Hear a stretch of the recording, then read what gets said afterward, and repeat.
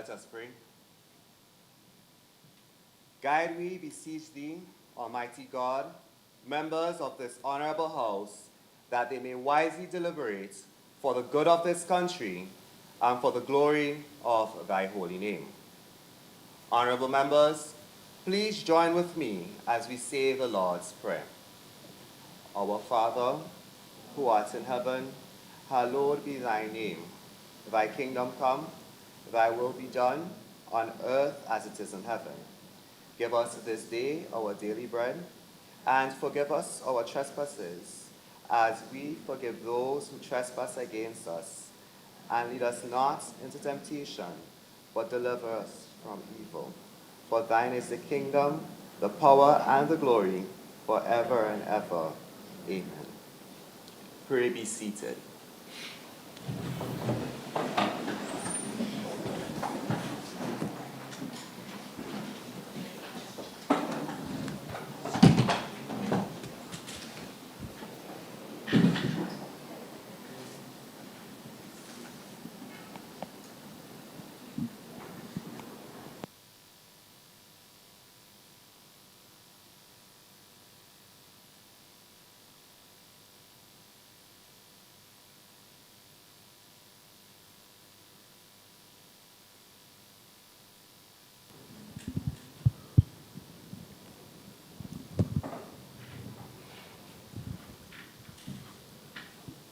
I am advised by proclamation that the 2025 sitting of the National Youth Parliamentarians, duly appointed, should meet and transact their business in this honorable house on this 7th day of May 2025.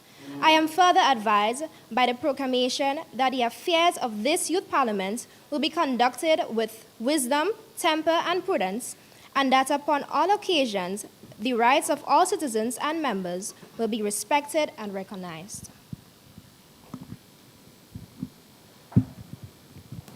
Honorable members, I am not unmindful of the honor which you have conferred on me today in electing me to this highest of office, that of your Speaker and your servant. It will be my aim and duty to uphold the principles and traditions of this House and secure for each member the right to express his or her opinions within the limits necessary to preserve the decorum of this House. I pledge to recognize the rights and privileges of the honorable members and the House itself. I wish also to assure you that I will preside in a manner which will facilitate the orderly transaction of debate, and above all, I will seek to be fair and impartial in the decisions, the rules of Parliament, and you yourselves entrust to me. This House is now in session.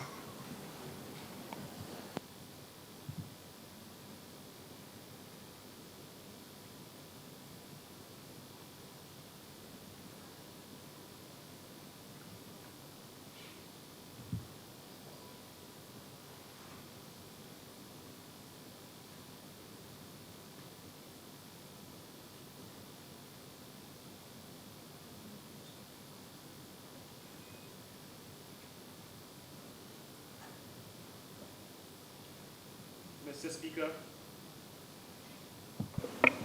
I wish to Honorable member, I have not acknowledged you.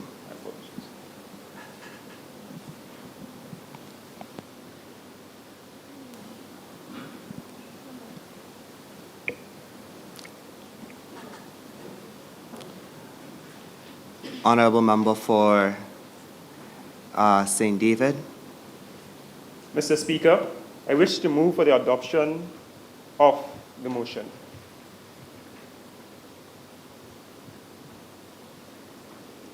Whereas the fundamental purposes of a criminal justice system should be rehabilitation and reintegration, not just punishment, and whereas overcrowding and inadequate resources in Grenadian prisons contribute to high recidivism rates and poor post-release outcomes for inmates, and whereas research has shown that education, vocational training, and mental health support significantly reduce repeat offenses And whereas many incarcerated individuals suffer from untreated mental health conditions, including depression, substance abuse disorders, and PTSD, which contribute to criminal behavior, and whereas alternative sentencing for non-violent offenders, such as community service and electronic monitoring, has proven to be an effective approach in other jurisdictions, and whereas successful reintegration programs lower crime rates and contribute to safer communities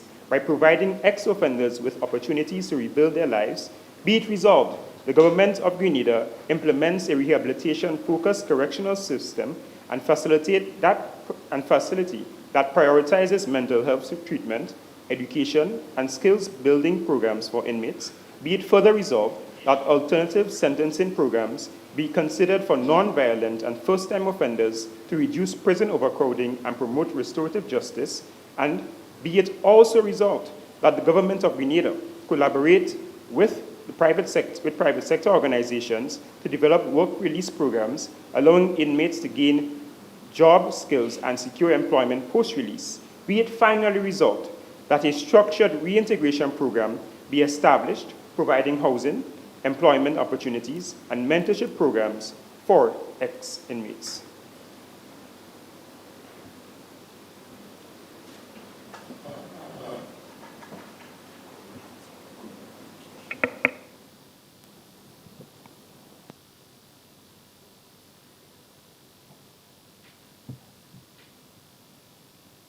Honorable members, the question proposed to the National Youth Parliament is, be it resolved that the government of Grenada implements a rehabilitation-focused correctional system that prioritizes mental health treatment, education, and skill-building programs for inmates. Be it further resolved that alternative sentencing programs be considered for non-violent and first-time offenders to reduce prison crowding, overcrowding, and promote restorative justice. Be it also resolved that the government of Grenada collaborates with private sector organizations to develop work release programs allowing inmates to gain job skills and secure employment post-release. Be it finally resolved that a structured reintegration program be established providing housing support, employment opportunities, and mentorship programs for ex-inmates.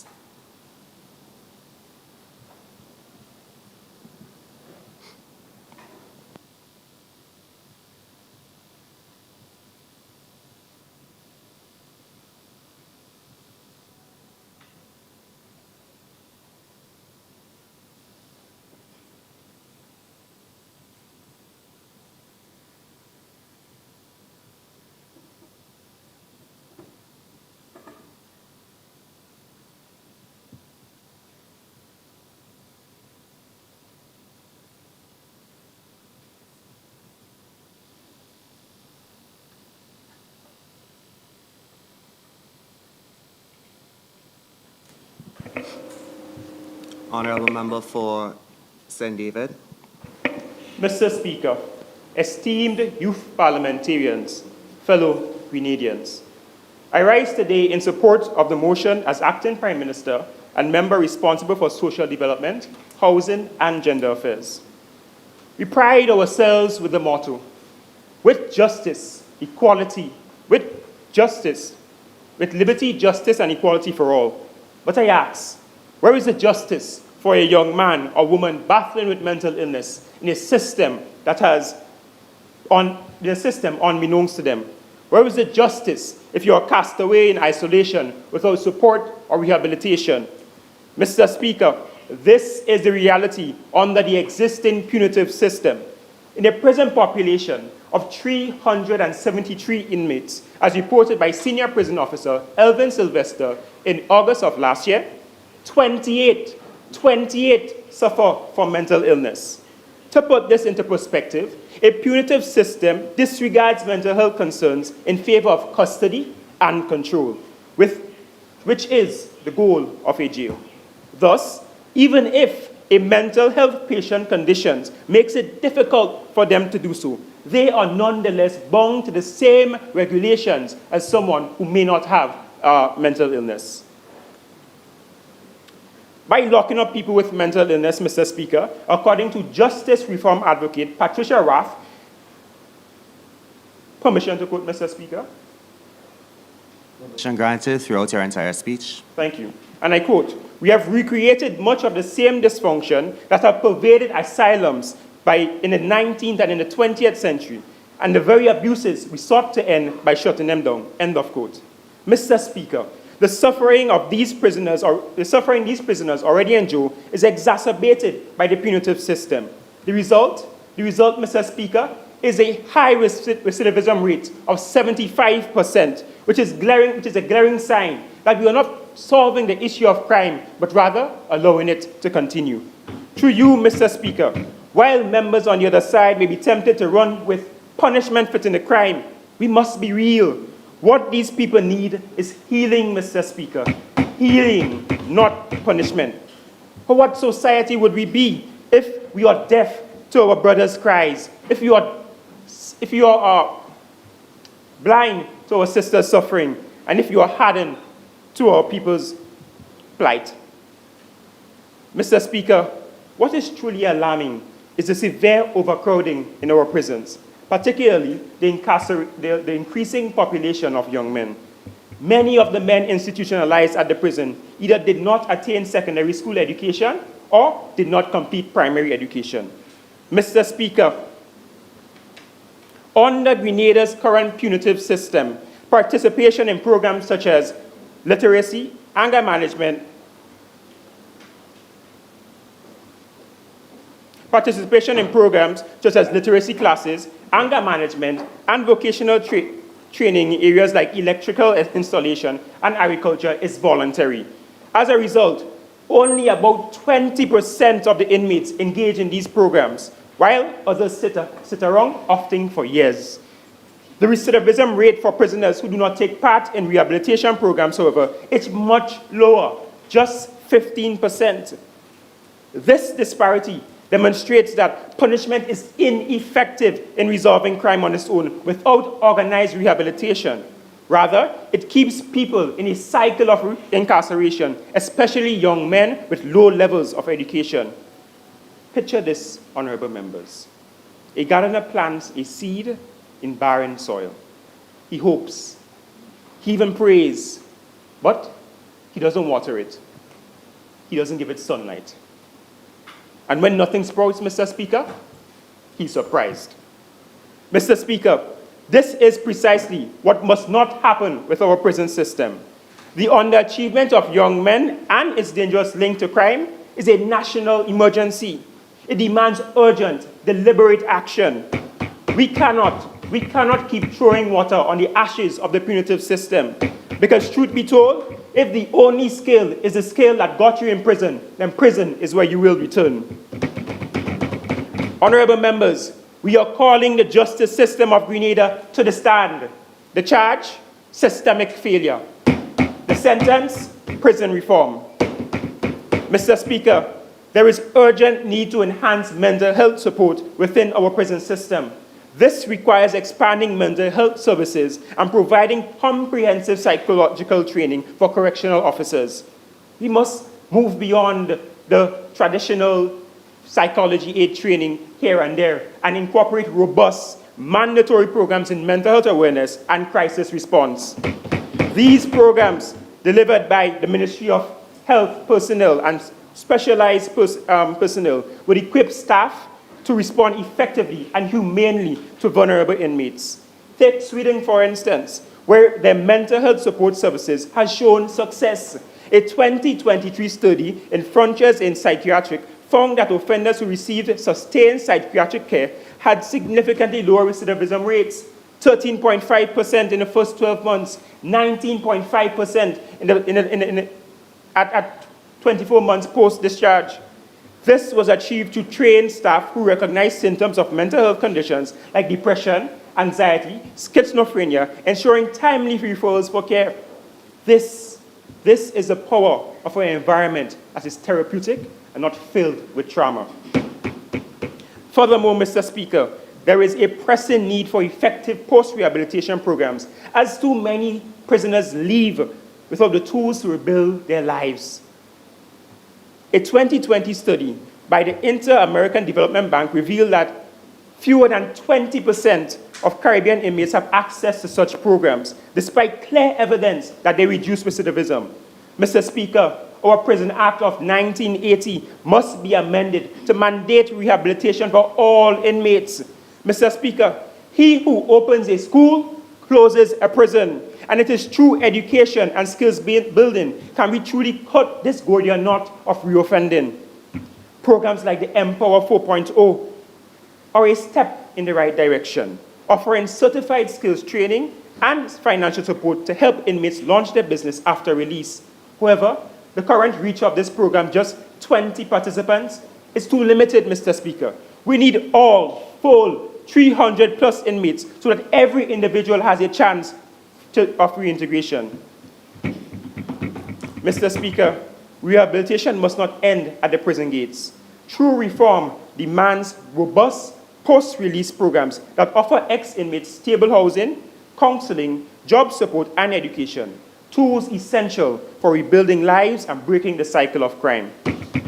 Norway has proven this works, boasting of one of the world's lowest recidivism rates of 20%, thanks to a system who treats reintegration as a national responsibility. We too must adopt bold measures, including a national second chance initiative where government-backed incentives encourage employers to open their doors to ex-offenders, because no one, dare I say no one, should be sentenced to a lifetime of rejection after they have served time. In closing, Mr. Speaker, our legal system must serve as a pathway of redemption, not a pipeline to despair. Mr. Speaker, the measure of a nation lies in how it treats its most vulnerable. I urge this Parliament to adopt these recommendations to secure a just and a stronger Grenada, the justice system of Grenada. You have been served. Thank you, Mr. Speaker.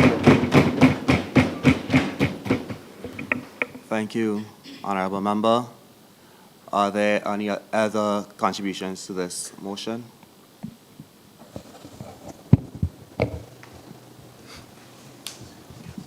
Honourable Prime Minister, you may proceed. Thank you, Mr. Speaker. Mr. Speaker, it would be remiss of me not to apologize to this Honourable House for being late. However, I had a family emergency. But however, Mr. Speaker, I would not like to point at the fact that I was late, but the point that I'm here today, Mr. Speaker, reaffirming my commitment to this worthy nation. So, Mr. Speaker, honourable members of Parliament, today I rise not just as the Prime Minister, but as a patriotic young Grenadian who believe in the power of redemption, the promise of second chances, and the responsibility of leadership. The resolution before us is not just a policy proposal, Mr. Speaker. We see it as a moral call to action, a call for us to acknowledge that our current correctional system, while designed to protect society, has too often failed to uplift it, that it has punished more than it has prepared and isolated more than empowered. Mr. Speaker, I stand on the firm, nidificated belief that true justice must include restoration and not retribution. And so, Mr. Speaker, if we are serious about reducing crime, restoring communities, and reclaiming the potential of our youth, then we must support this resolution for a rehabilitation-focused correctional system. And we must do so by boldly developing a structured reintegration program. Therefore, I will speak on our approach as a government, how it's going to work, the development of a national youth justice reform task force to assist us, and finally, a youth reintegration fund.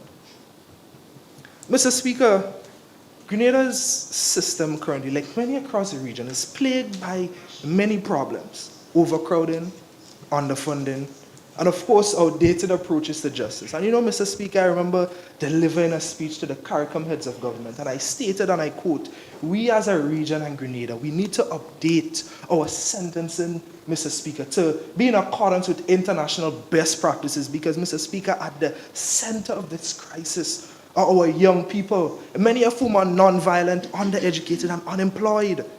So, Mr. Speaker, through you, I'd like to posit a question to the honorable members on the other side. Taking everything I just said into consideration, do we punish them further? Or do we equip them with the skills and the tools necessary to re-enter society stronger? Mr. Speaker, we, this government, are taking a step-by-step approach to national reintegration, one that starts with transformation and ends with restoration. So, Mr. Speaker, where does it begin? It begins with education. Inside correctional facilities, we, the government, will provide certified academic programs, digital literacy, and skills training. This is the foundation, because true rehabilitation starts when a person is given the tools to think, to learn, and to build. Mr. Speaker, education rewires identity. Education restores purpose. Without it, reintegration simply cannot stand. Mr. Speaker, next comes hands-on opportunity. Once that foundation is laid, we will introduce practical training in agriculture, entrepreneurship, and trade. This step translates knowledge into livelihood, so that returning citizens are not just educated, but they are employable. This is how we move from rehabilitation to self-reliance, Mr. Speaker. Mr. Speaker, the third step is to reduce how many enter the system in the first place. Through structural alternatives like restorative justice and community service, we will divert non-violent offenders into paths of accountability, not incarceration. These pathways prevent disconnection before it takes root, breaking the cycles before they even begin. And finally, of course, we must ensure that there is support after release. Reintegration cannot succeed without mentorship, transitional housing, and access to youth programs. That is the bridge, Mr. Speaker. The bridge back into society where former inmates are not left behind, but welcomed back, guided, embraced, and empowered to contribute to the development of this tri-island state, Mr. Speaker. Mr. Speaker, imagine a 19-year-old from St. Patrick's locked up for shoplifting, not because he's dangerous, but because he's desperate and unemployed. In prison, of course, he's idle, probably forgotten. But if this resolution passes, Mr. Speaker, that same young man could have a certification in agribusiness, access to mentorship, and a grant to start a greenhouse in his village. That is what transformation looks like. That is the Grenada we are fighting for. Mr. Speaker, each part builds on the last. Together, this is not a scattered response. It is a connected journey. A reintegration plan that begins at sentencing and ends in dignity, contribution, and full citizenship. Each ministry would handle a piece, but together we form a full pathway, Mr. Speaker. Education, employment, justice, reintegration. Now, Mr. Speaker, we cannot reform systems we don't fully understand. And we cannot claim to represent the young people without first listening to them, especially those who live at the edges of our society. Now, Mr. Speaker, there's a saying, and I quote, "Nothing for the young people without the young people." Now, Mr. Speaker, today my motto, I would like to change that a bit. Nothing for the incarcerated youth without the incarcerated youth. That is why we, Mr. Speaker, are proposing the establishment of a National Youth Justice Reform Task Force. Mr. Speaker, a diverse, multi-stakeholder advisory body made up of youth leaders, educators, mental health professionals, community advocates, law enforcement officers, and of course, formerly incarcerated youth. Because again, Mr. Speaker, nothing for the incarcerated youth without the incarcerated youth. Mr. Speaker, this task force will not be a symbolic body. It will have teeth. It will conduct listening tours, prison audits, data collection, and policy reviews across the tri-island state. We have seen this model work in the US, Mr. Speaker. A similar youth justice reform task force successfully produced system-wide changes including more diversion opportunities and the use of data tools to guide decision-making. Now, Mr. Speaker, this Center for Justice and the Council for State Governments confirms that these reforms have significantly Honourable Member reduced. for St. Andrews Northeast. Mr. Speaker, I stand on a point of order, scope of debate. The honourable member has introduced a youth justice reform task force that is not included in the resolution before us. Thank you, Honourable Member. Honourable Member, please be guided by the standing orders. Thank you, Mr. Speaker. And I am guided. Hence, I'm delivering my speech, Mr. Speaker. I never introduced anything. I proposed. It's not yet there. So, Mr. Speaker, this is not just overseas, but also right here in the Caribbean. The Juvenile Justice Reform Project, or JJRP2, implemented across several Eastern Caribbean islands, exemplifies the effectiveness of a collaborative, multi-stakeholder approach to youth justice reform. By involving ministries, NGOs, and community actors, JJRP2 has modernized youth justice systems through legislative updates, specialized training, and the development of diversion programs.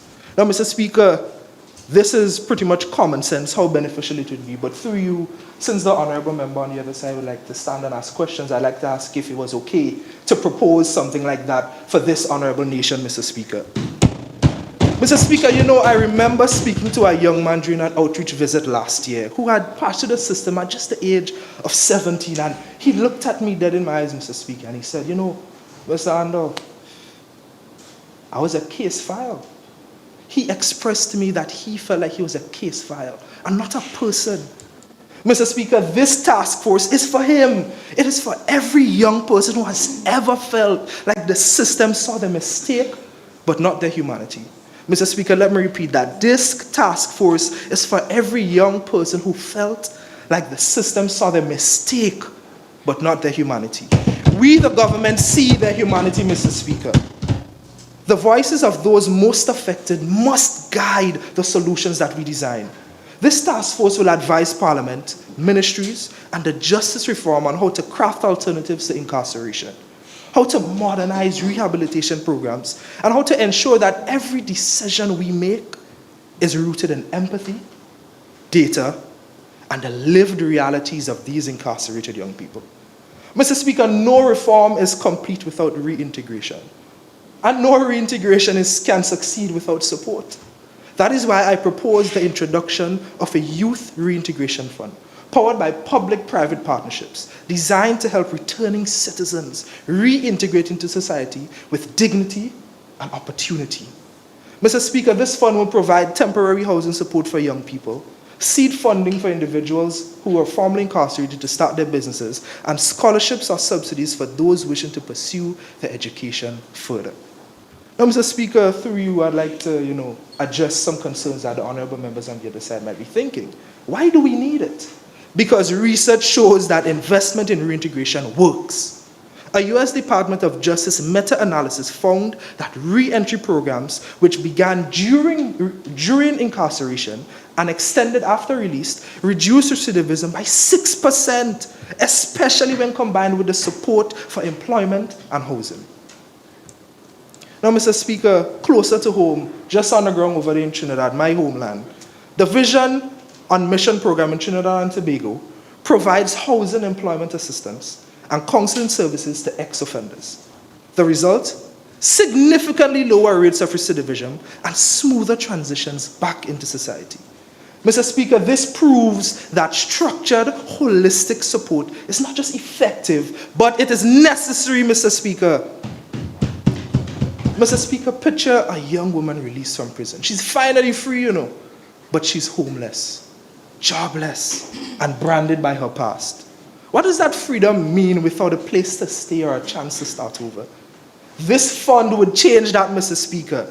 It would give her access to housing, a scholarship to finish her studies, or even capital to start her tailoring business. Mr. Speaker, in short, this fund would give her a future.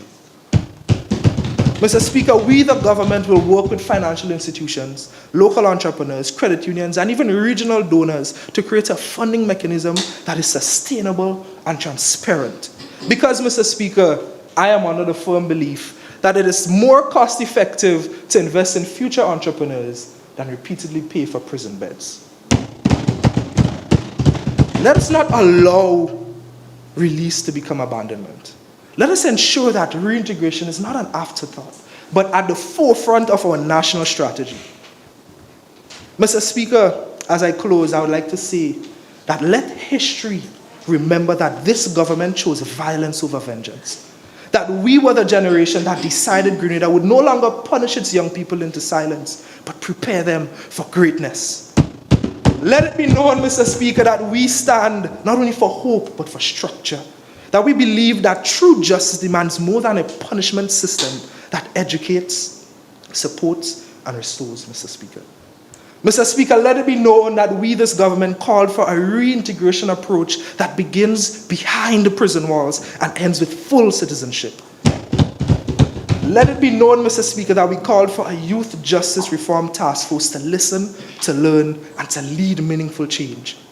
And let it be known, Mr. Speaker, that we, this government, propose a youth reintegration fund to turn second chances into opportunity. In doing so, we reaffirmed the truth at the heart of this resolution. What is that? That restoration, not retribution, is the path to a safer, more compassionate Grenada. Let us pass this resolution, not because it's popular, but because it is right. Not because it's easy, but because it is necessary, Mr. Speaker. Let us reform with intention. Let us legislate with wisdom. And let us lead with heart. Thank you, Mr. Speaker.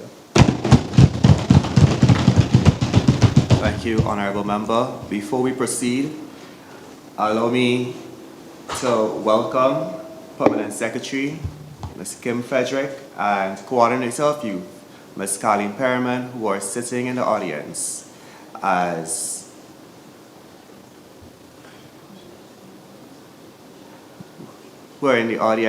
guests for this sitting. Are there any other contributions to this resolution?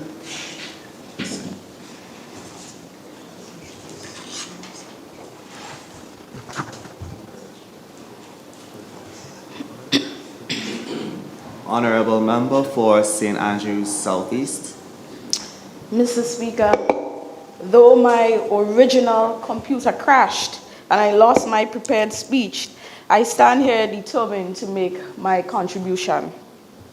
Mr. Speaker, permit me to quote. Permission granted throughout your entire speech. Thank you. Prison reform, in its current form, often overlooks the root causes of crime and fails to address the systemic issues that perpetuate cycles of incarceration. Until we tackle poverty, education, and inequality, simply changing prisons will not change the outcomes, end quote. Mr. Speaker, I stand to assert that while the ideal of rehabilitation is admirable, the current proposal for a rehabilitation-focused correctional system in Grenada is premature, impractical, and ungrounded in the realities of our nation's limited resources, personnel, and infrastructure. Until we address the deeper societal failures that fuel crime, poverty, inequality, lack of opportunity, reform, however well-intentioned, will not succeed. Because good intentions alone are not enough to guide national policies. We must look at feasibility, context, capacity, and consequence. We must invest in educational opportunities, skills building, and we must be considerate to the victims of who they affect. As old people say, we would be spinning top in mud. As the opposition, we turn to timeless wisdom found in Luke 14:28-29, which reminds us of the necessity of sober strategic planning before embarking on major reforms. It asks a simple but profound question. For which of you intending to build a tower sitteth not down first and counteth the cost, whether he has sufficient to finish it, lest haply after he had laid the foundation and is not able to finish it. End quote. Today, the government stands before us with a reform proposal that, while idealistic, fails to account for the full scope of implementation. What are the long-term financial costs? Where are the trained personnel, the infrastructure, the measurable outcomes? If we lay this foundation without clear, sustainable answers, we risk building a tower of reform that collapses midway, wasting resources, confusing systems, and jeopardizing lives. True justice demands not just vision, but viable execution. We are not opposing the idea of change. We are opposing reckless reform. As responsible leaders, we must count the cost before taking action, or we risk failing the very people this reform claims to serve. In addition to spiritual wisdom, let's examine the economic realities. Grenada is a small, developing nation with limited resources and outstretched systems.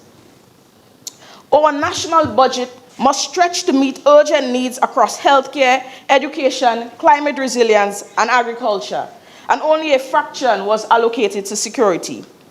To fully implement the measures in this motion, building mental health infrastructure within the prison system, launching alternative sentencing courts, and coordinating work releases and reintegration housing would require millions in long-term investment, staff training, and international technical support. Can we, in good conscience, promise these things while public hospitals are under-equipped, when our roads are a disaster and youth unemployment remains at an all-time high? Can Grenada realistically afford the infrastructure and the trained personnel and oversight needed, especially given the ongoing challenges in our system? The BT stated that Barbados spends over $5 million annually just on prison rehabilitation programs and still struggles with recidivism. So let's talk numbers. It cost the government of Barbados $29,229.20 per inmate per year under the reform. Norway spends approximately $127,671 per inmate per year on its prison system, which is significantly higher than the US average of $25,000. This higher spending is allocated towards creating modern rehabilitation facilities that focus on equipping inmates with skills to live successfully in society upon release. How much will Grenada be spending per inmate? Meanwhile, the average working Grenadian earns just about $1,200 per month, or $14,400 per year, less than half of what it costs to keep someone behind bars. Mr. Speaker, inmates will be receiving access to free education, mental health support, and training, all while citizens on the outside are struggling to pay their own school fees. Member. Mr. Speaker, I rise on a point of clarity. Honourable Member, do you yield? I do not wish to yield. Honourable Member, you may proceed. To feed their families, meet their daily needs, and can't even afford to see a counselor. Where is the justice in that? If we're spending tens of thousands to rehabilitate offenders while honest citizens are left behind, what message are we sending to the nation? We cannot create a system where criminals are getting more benefits than the people who wake up every day and do the right thing. Mr. Speaker, a nation that cannot provide basic social services in every parish has no business pretending it can run a progressive prison model like this. Now, let me be clear. Inhumane prison conditions are never acceptable. Every person, regardless of crime, is entitled to the basic dignity. But, Mr. Speaker, the real issue before us is not whether prisons should be reformed, but whether we are truly addressing the root of the crime in our nation. A shiny new policy focused on rehabilitation means nothing if the systems beneath it, our schools, our families, our justice system, remain broken. Reform is not a solution in itself. It is a distraction if we have not yet found the solution to what truly causes crime in Grenada, Carriacou, and Petit Martinique. So if we want true reform, then invest in prevention, strengthen the schools, build youth programs, support struggling families, create real job opportunities, invest in mental health services before someone snaps. Provide safe spaces for young men and women to develop. Because truth be told, by the time they reach prison, it's already too late for many. So instead of turning the prison into a second chance paradise, how about we build first chances in our communities that need it most? Don't wait until a man thief to give him comfort and opportunity behind bars. We can't upgrade the lives of our citizens, good citizens, but we want to upgrade prison life? Well, we joking? Mr. Speaker, rehabilitative justice may sound noble, it may sound progressive, but in Grenada's current context, it is not practical and it is not affordable. It is required that we need trained professionals, forensic psychologists, psychiatrists, licensed counselors, social workers, and legal specialists. But Grenada doesn't even have enough of these experts for our everyday public health system. So how can we fully expect to rehabilitate inmates when we barely have mental health services within our own communities? And let's talk about the infrastructure. Richmond Hill Prison is overcrowded and outdated. It was never designed for therapy sessions or trauma counseling. There is limited privacy, limited space, and almost no room for one-to-one interventions. So I ask, where are we going to treat the inmates? In the open hallways? But how can you reform what you haven't even maintained? And even if we wanted to train specialists, where? Again, Mr. Speaker, rehabilitative justice isn't cheap. It's a long-term, resource-heavy investment. And let's not forget that the law itself is unprepared. There is no national policy that mandates or regulates psychological screenings, post-release support, or mandatory rehab programs. So this reform wouldn't just need money and staff. It would need a total legal overhaul. Mr. Speaker, the people of Grenada are not fully ready for the shift. Public confidence in the justice system is already low, and many view crime as a moral failing and not a mental illness. So a soft approach on crime, especially with rising youth violence, could send the wrong message. So let's fix the system that we have before we fantasize about the one that we wish we had. Mr. Speaker, let me turn you to the issue of alternative sentencing for first-time or non-violent offenders. It may sound noble, but again, it will send the wrong signal, especially in small, tight-knit societies like Grenada. Public confidence in the justice system may erode if citizens see people avoiding jail too easily for crimes like theft and drug use. Frankly, that's laughable, because every second-time offender had a first time. And many of those non-violent criminals, they graduate into violent ones. I've seen it myself. It starts by stealing candy from a shop, then it becomes breaking into people's homes, and before long, they're holding you at gunpoint or at knife point. So therefore, you cannot build a justice system on wishful thinking. You cannot predict who will stop and who will escalate. So why are we giving second chances before we've even protected the public from the first? First-time offenders should be treated with the utmost seriousness. I say, go hard on them from the start so that they learn their lesson early and don't repeat their mistakes. The logic here is simple, Mr. Speaker. If we don't hold people accountable for their first crime, we risk them thinking it's acceptable to commit again and again. It's like teaching a child. If you let them get away with small misbehaviors, they grow up thinking that they can continue pushing those boundaries. As old people say, who don't hear, let it feel. So let them feel it. Showing these that there are consequences right away could be the most effective form of rehabilitation.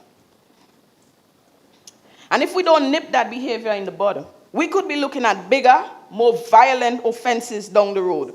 So we cannot afford to be lenient and let opportunity slip away to set boundaries and expectations. Mr. Speaker, in Grenada, over 45% of property crimes are committed by repeat offenders. According to a 2020 ECCB report, rates in the Eastern Caribbean average around 43%, and leniency without structure can reinforce criminal cycles. So, Mr. Speaker, let's call it out. If prison feels better than life on the outside, then we're doing something dangerously wrong. All these inmates have roofs over their heads, 3 meals a day, no bills, while decent citizens hustling hard and can't catch a break. We crazy? Prison is supposed to be a deterrent, not an escape. If there's no fear for punishment, would anyone stop committing crimes? That's why we see repeat offenders like clockwork today, out tomorrow, and back again next week, because we treat prison like a guest house. Yes, some can change, but don't fool yourselves. Not every criminal is a victim of the system. Some are just predators who knows how to play it. And when the system rewards bad behavior with comfort, we punish the victims all over again.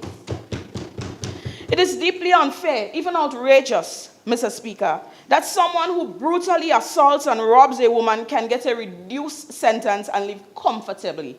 You're getting fat in jail while the victim struggles with fear, shame, and often silence. That reality should enrage us. It must move the Parliament to action. The resolution again mentions collaborations with the private sector.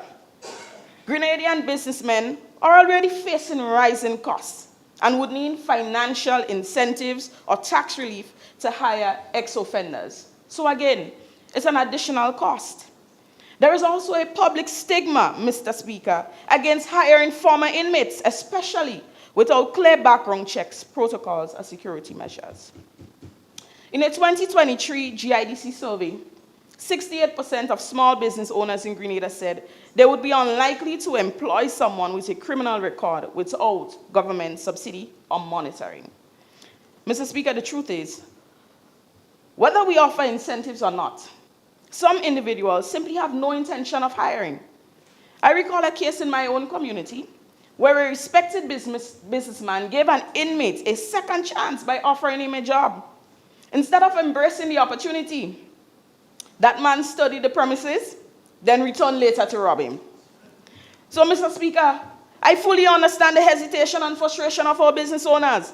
Hard-working, law-abiding citizens out here sweating, struggling to make ends meet, yet the most notorious criminals have jobs lined up from the moment they stepped out. It's not just unfair, Mr. Speaker. It's a national disgrace. While reintegration sounds good, it will fail without strong social support. Housing, mentorship, and employment programs are great in theory, but require deep community trust, wraparound services, and consistent funding.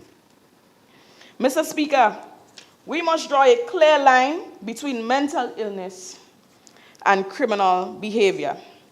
It is essential that we stop overgeneralizing and calling every act of evil, selfishness, a mental condition.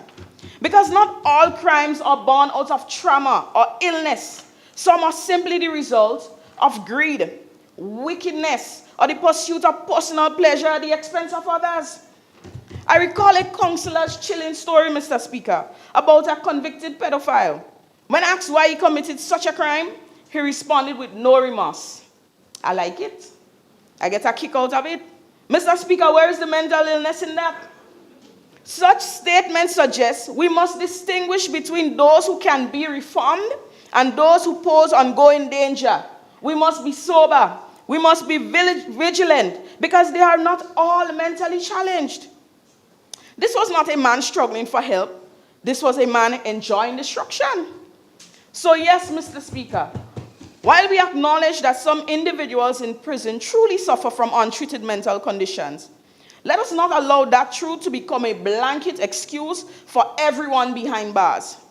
Some offenders are just simply dangerous. And we are always quick to blame the devil, Mr. Speaker. Pour the devil under us, we. Mr. Speaker, everything is the devil. But let's be honest. We are the problem. Sometimes we are the problem. We make conscious, destructive choices and then look for something or someone else to blame. Everyone is going through something, Mr. Speaker, but that doesn't give anyone the right to destroy lives, violate others, or terrorize their communities. So, Mr. Speaker, what we need is early intervention, not late excuses. We need solutions before it ever reaches the prison gates. Prevention, not pampering, must be the priority. In closing, Mr. Speaker, they may say that Norway is a perfect example of what can happen. Norway's criminal reform laws in the 1990s didn't just happen overnight. It took them 40 years to get here. They had the money, they had the infrastructure, and they had the social cohesion. But, Mr. Speaker, in Grenada, we are still struggling to fix potholes and pay workers on time. So how can that be accomplished? Long ago, they said, if you play with fire, you'll get burned. And if you do the crime, you do the time. But now it seems like if you do the crime, you will be fine. I know of someone, Mr. Speaker, a good friend of mine, every time around Christmas, he thieving. Plain talk, bad manners. He thieving. To go in jail. Why? Because the prison are ham. You outside for Christmas and you can't buy a ham. But it's crazy how people think, eh? And Mr. Speaker, the other side may say we are opposing because it doesn't hit home. But I had a cousin who assaulted another cousin in mine. A criminal and a victim in the same place. It don't hit closer to home than that, Mr. Speaker. But you know what? Right is right and wrong is wrong. If prison life becomes better than life on the outside again, I say, Mr. Speaker, then we have failed the honest citizens of this nation. If punishment becomes a privilege, we undermine justice. And if a man steals just to access better food and shelter in prison, then our society has flipped upside down. Again, I say to you, Mr. Speaker, if you do the crime, you must do the time. Not a vacation, not a reward. We have prisoners going looking like charcoals, and they're coming out fresh and fair, like if they buy imported bleaching cream. They're going hungry, but they're coming out fat. Reform is more than just building rehabilitation centers and getting counselors, Mr. Speaker. In doing so, culture needs to be considered. How do you change decades of culture in the people of Grenada, Carriacou, and Petit Martinique? Remember, it took Norway 40 years. Are we willing to wait 40 years before we get changes in Grenada, Carriacou, and Petit Martinique? I'll tell you this, Mr. Speaker. When criminals terrorize communities, break into homes, stab, shoot, rob, and kill people, they don't want to hear about second chances. They want to know if their children are safe walking down the street. People want consequences. They want punishment that deters crime, not hand-holding that excuses it. Yes, people can change, but not while the streets are bleeding. You can't talk about rehabilitation, Mr. Speaker, while the killers are living good in prison. You can't ask society to open their hearts while their families are closing coffins. This idea that giving inmates skills will fix crime, will that come out? They go fix it inside the jail? Mr. Speaker, that works only when someone wants help. But some, they don't want help. They're out for control and blood. And until we stop them, no system will work. Grenada needs to be clear, Mr. Speaker. You break the law, you face the consequences. You take a life, you lose your freedom. You terrorize a neighborhood, you have a hard time. Let's not romanticize crime. Let's not downplay the fear people live with daily. Yes, maybe in the long term we'll talk about reform. But right now, Grenada needs a message that rings loud and clear that crime will not pay. We are not here to pamper prisoners. We are here to protect the law-abiding, the innocent, and the vulnerable. Let us fix our broken streets before we try to fix these broken men. Because there is no justice when a young girl is raped and a mother is murdered. When their families suffer every single day and they live with the trauma, the flashbacks, the pain that never ends. And the perpetrators, 20 years, 3 meals a day, free healthcare, protected rights, and they have a job waiting for them when they come outside. And that is paid by the very taxes that these victims' families are working to earn. How fair is that, Mr. Speaker? That is not justice. That is cruelty dressed up in law. We need to wake up, Mr. Speaker. We need harsher laws, stiffer penalties, and no apology for it. Because when you commit brutal rape and you take a life in cold blood, you have shown no mercy, and you deserve none in return. Justice must mean something again in Grenada, Carriacou, and Petit Martinique. Not just to criminals, but to victims, to their families, to every law-abiding citizen who's tired of being afraid. So let's stop pampering those predators. Let's stop feeding killers with the sweat of grieving families. And let's bring back consequences that actually mean something. Our laws needs to be strong because a soft system won't protect a hard-hit nation. Mr. Speaker, if we build a system where crime becomes the easiest path to opportunity, we do not rehabilitate a nation. We reward its downfall. So let us fix what is broken in our society before we try to heal what is already fractured behind bars. I stand firmly against this motion, Mr. Speaker, not out of malice, but out of duty to justice, fairness, and the people who choose to do right. And I want to leave you with a little scripture verse. Ecclesiastes 3:1, where it reminds us that to everything there is a season. And this is not the season to prioritize prison reform in Grenada. Mr. Speaker, this is a season for crime prevention, educational transformation, community stabilization, youth development, and victim empowerment. Let us not reform prisons before we reform the systems that put people in them. Let us prioritize comfort over consequence. Let us not forget the people most hurt by crime as we design programs for those who committed it. Mr. Speaker, I close with this. Justice begins long before the courtroom, and healing begins long before a cell. So let us fix the flow before we beautify the bucket. Thank you.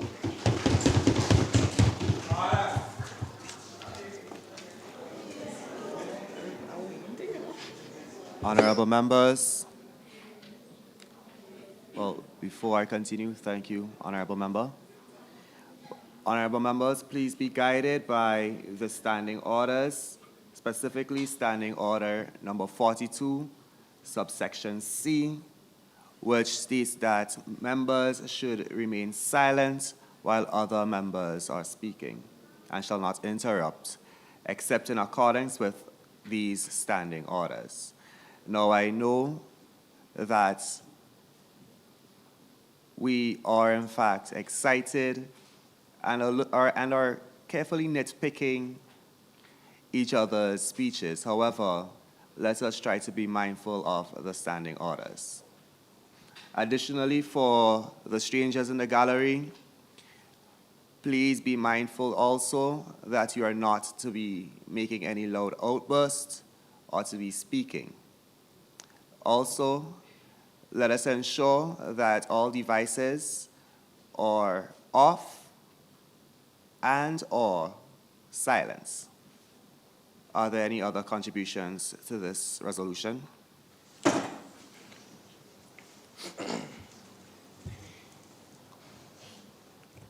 Honourable Member for St. Andrews Southwest. Thank you, Mr. Speaker. Mr. Speaker, before I begin, I ask your permission to be able to quote throughout my speech. Permission granted. Thank you, Mr. Speaker. I rise today not only as the member for St. Andrews Southwest, but also as an aspiring servant of justice and a firm believer in the power of redemption. I also rise in full support to the resolution proposed before this honorable House, because I believe that our nation's greatness will not only be measured in terms of economics or international recognition, but also in how we treat the most marginalized among us, those beyond the prison walls.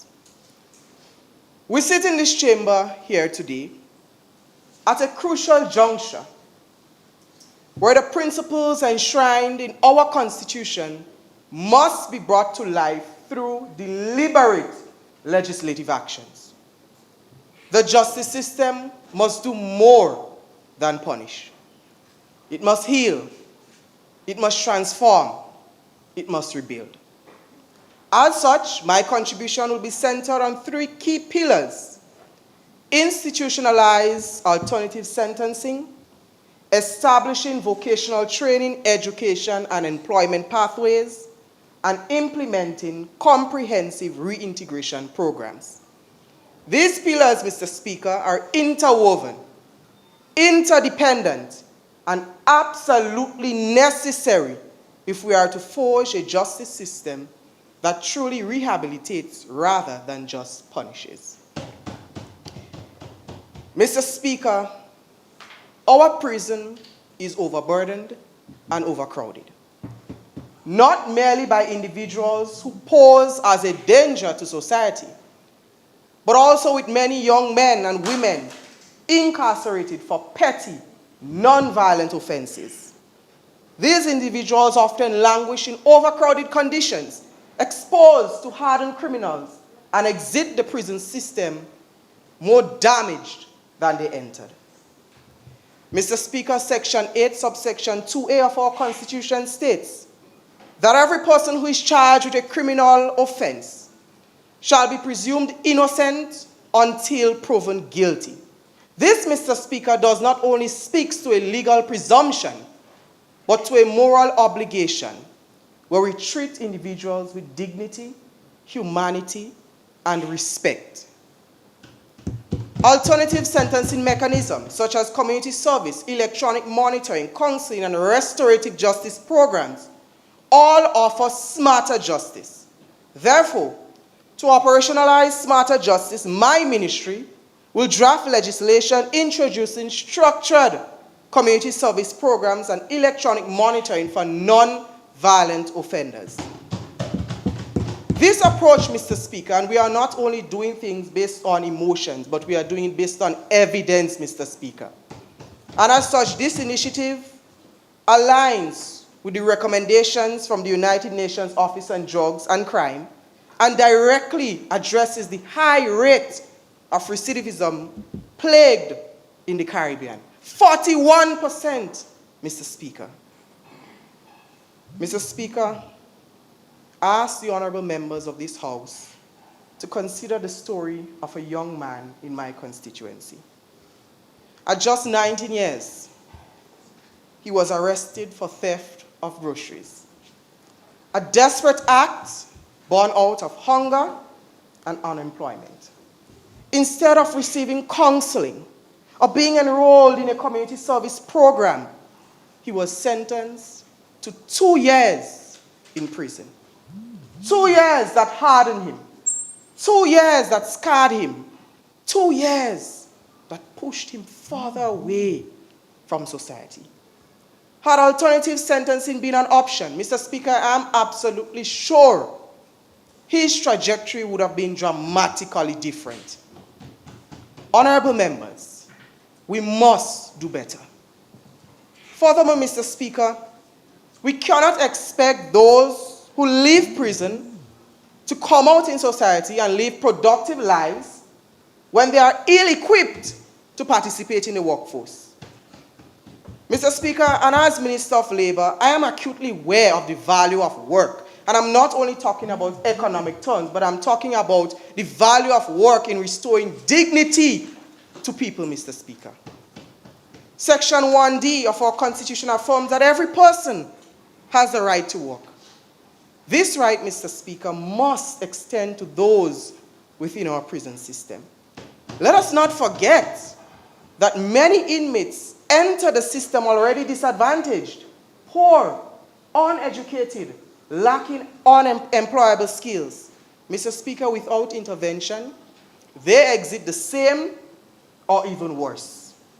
As such, we aim to collaborate with the Grenada National Training Agency and local businesses to provide certified vocational programs within our correctional facilities. And Mr. Speaker, this initiative draws inspiration from Jamaica in their Department of Correctional Services, which offers training in carpentry, welding, and agriculture.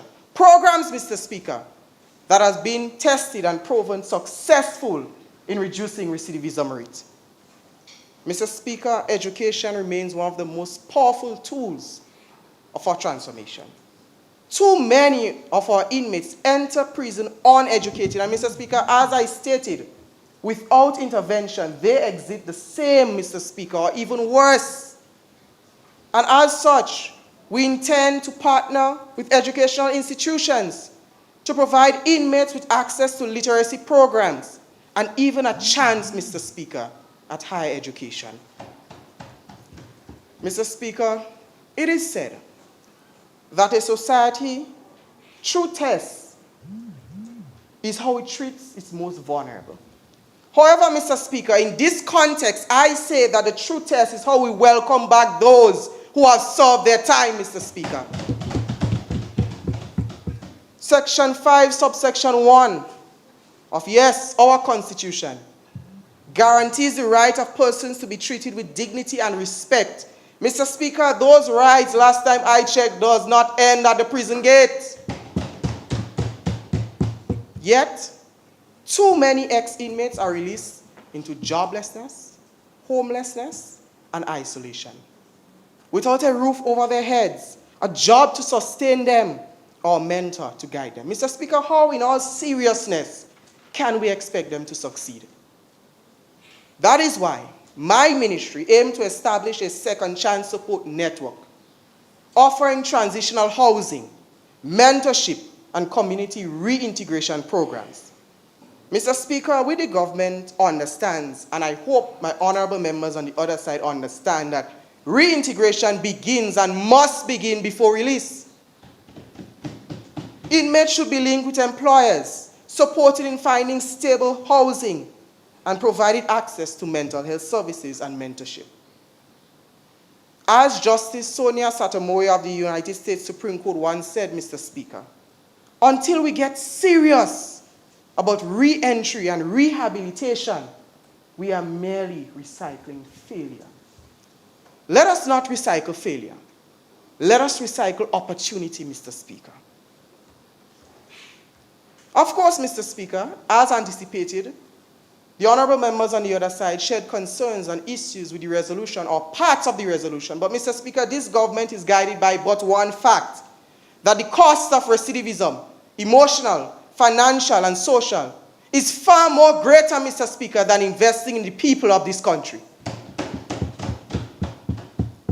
And so, Mr. Speaker, as I conclude, I return to the Constitution of our beloved nation, which I am so guided by, where we affirm in Section 1 that every person is entitled to the fundamental rights and freedoms. These rights, Mr. Speaker, are not nullified by incarceration. They are not only earned by the virtuous. They are inherent. They are me. They are you. They are Grenadian. Let me end with a final reflection. Mr. Speaker, as the honorable member for St. Andrews South said, that only persons, when it hit home, you may understand. Well, Mr. Speaker, I am such a person, and there are countless others like me throughout this country. So I must return to my good childhood friend from St. Andrews Southwest, sentenced to 2 years, Mr. Speaker, released into unemployment, and ultimately rearrested. I think of what could have been if he had been given a second chance. A second chance, Mr. Speaker. Community service, job training, a mentor. Honorable members, he's not just a cautionary tale. He's a call to action. Let us answer that call, Mr. Speaker. Let us reveal the true character of Grenada, not through punishment, but through compassion. Not through exclusion, but through opportunities. Let us pass this resolution not as a symbolic gesture, Mr. Speaker, but knowing that it is a foundational step towards a justice system that is truly just, Mr. Speaker. And as the great Nelson Mandela said so powerfully, the true character of a society is revealed in how it treats its children and its prisoners. Let us show the world who we are. Let us pass this resolution for justice, for dignity, for the young man in my constituency whom I call a friend and countless others like him throughout this country. For Grenada, I thank you. Thank you, Honourable Member. Are there any contributions to this debate?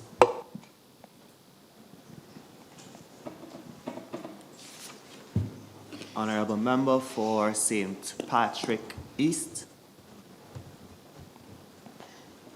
Mr. Speaker, I rise today as the Youth Parliament representative for education to address a matter of national urgency, the imperative for comprehensive prison reform in Grenada.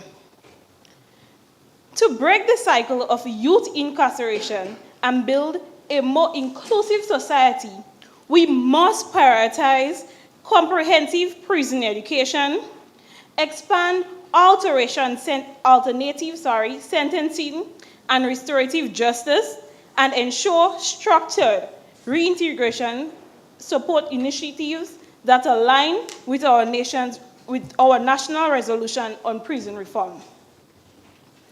Our correctional system stands at a crossroad. His Majesty's Prison at Richmond Hill remains overcrowded, under-resourced, and outdated in both infrastructure and philosophy. Rehabilitation, which should be the cornerstone of any correctional system, is still often overshadowed by mere containment. And who suffers the most from this failure? You guessed correct, our youths. A significant number of incarcerated individuals in Grenada are young men under the age of 30. Think about that. Many are non-violent offenders caught in a cycle of poverty, unemployment, and most notably, educational disadvantages. Mr. Speaker, if we are to talk about true reform, then education must lead the way.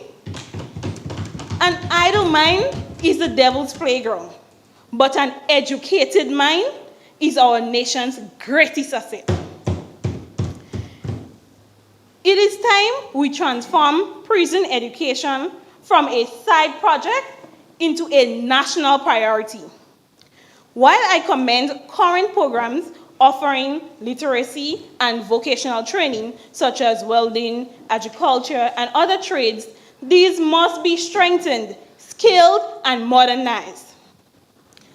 As the Minister responsible for education, I propose the launch of the Correctional Education Advancement Program, a program that is structured prison education framework that includes certified digital literacy and internship courses, secondary level literacy and TVEC certifications, life skill, financial literacy, and emotional intelligence modules, educational assessments upon entry and exit to measure impact. This program will be developed in collaboration with my colleagues across ministries, particularly Ms. Vanik Lewis, Minister of Youth and Sports, who has proposed re-entry support hubs, and Mr. Sean Lewis, Minister of Education, Minister of Agriculture, whose agri-training initiatives can be integrated into CAP as hands-on vocational modules. Mr. Speaker, this is not theory. The Caribbean Youth Empowerment Program, CYEP, piloted across countries like Antigua, Dominica, has already shown that at-risk and incarcerated youths can achieve employment and entrepreneurial success when given structured education and mentorship. So the question begs, why not Grenada? We must champion alternative sentencing and community-based educational reform. For non-violent, first-time offenders, incarceration should not be the default.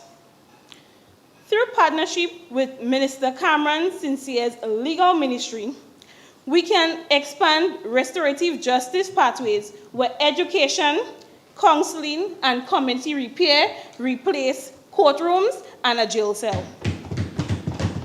This is not leniency. This is logic. The Juvenile Justice Reform Project has already proven this model successful in Grenada and across the OECS. Lastly, Mr. Speaker, reintegration must begin before release and not after. This is why I support Minister Vanik Lewis' proposal for the Youth Re-Entry Support Network. My ministry will play an active role in ensuring educational continuity during and after incarceration, including guaranteed placement in adult learning centers or TVEC programs upon release. Mr. Speaker, I'm not advocating that we overlook justice or we ignore the crimes. I'm saying that justice must be paired with opportunity. A prison sentence should never be a death sentence to an individual's future. Let me end with this. We, the young leaders of Grenada, are not here to inherit broken systems in silence. We are here to transform them with courage and compassion. A nation that educates its prisoners empowers them to become builders and not burdens. Prison reform is not only a legal or social issue, it is an educational and a developmental one. Let us reform with intention. Let us be bold. Let us educate with vision. Let us lead with a heart. Let us be Grenadian. I thank you.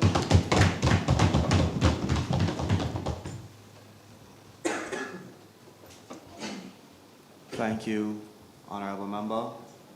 Are there any other contributions to this resolution?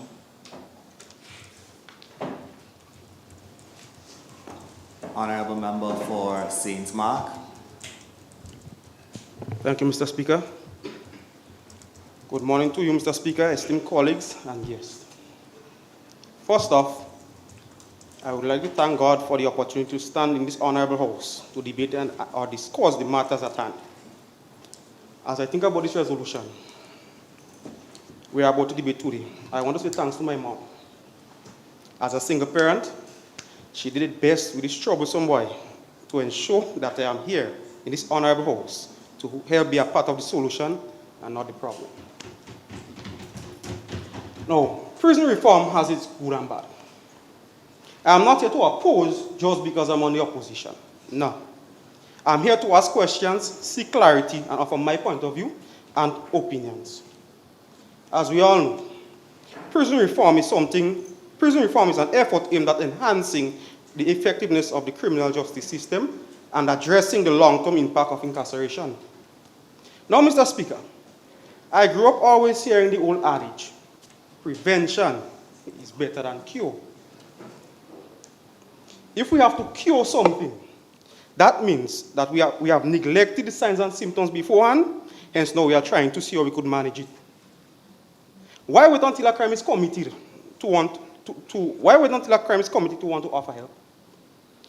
Proactive, not reactive approach to crime reduction should be taken.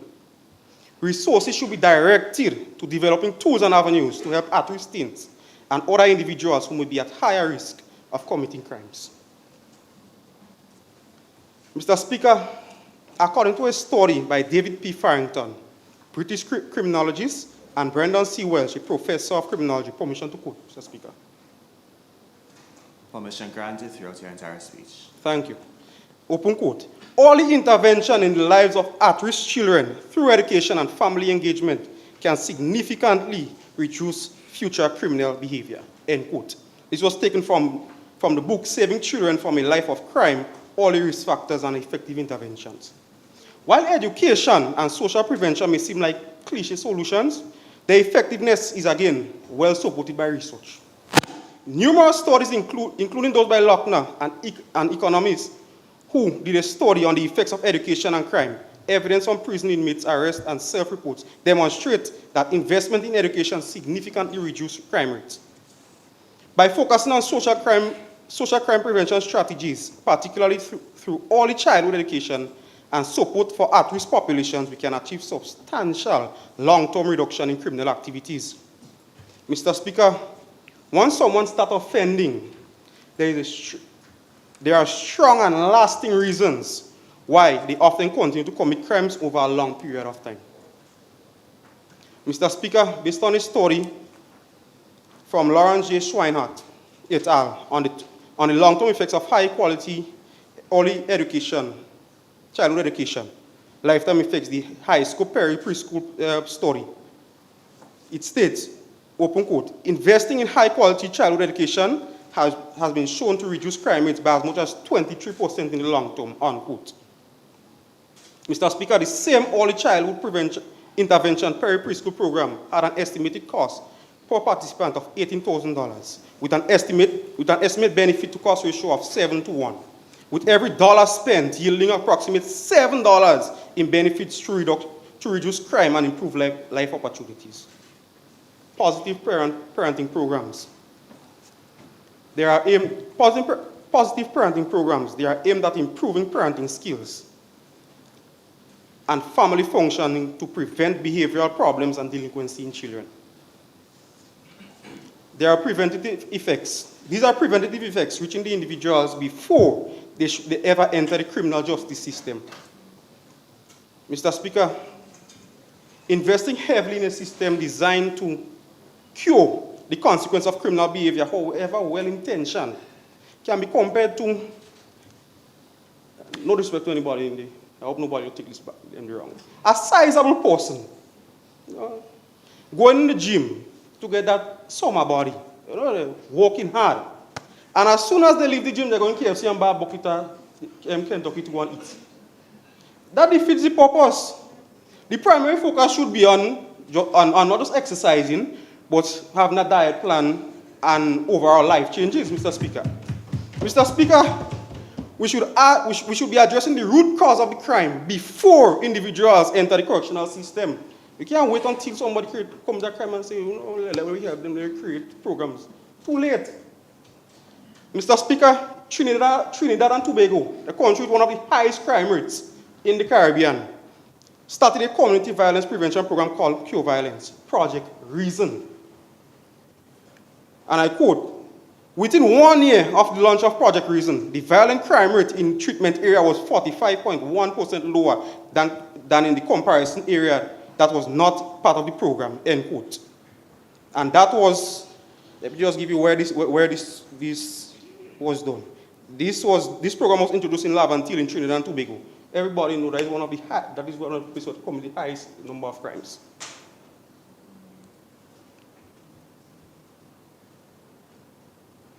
Mr. Speaker, just to place emphasis on my point again, just to make everybody here, prevention is better than cure.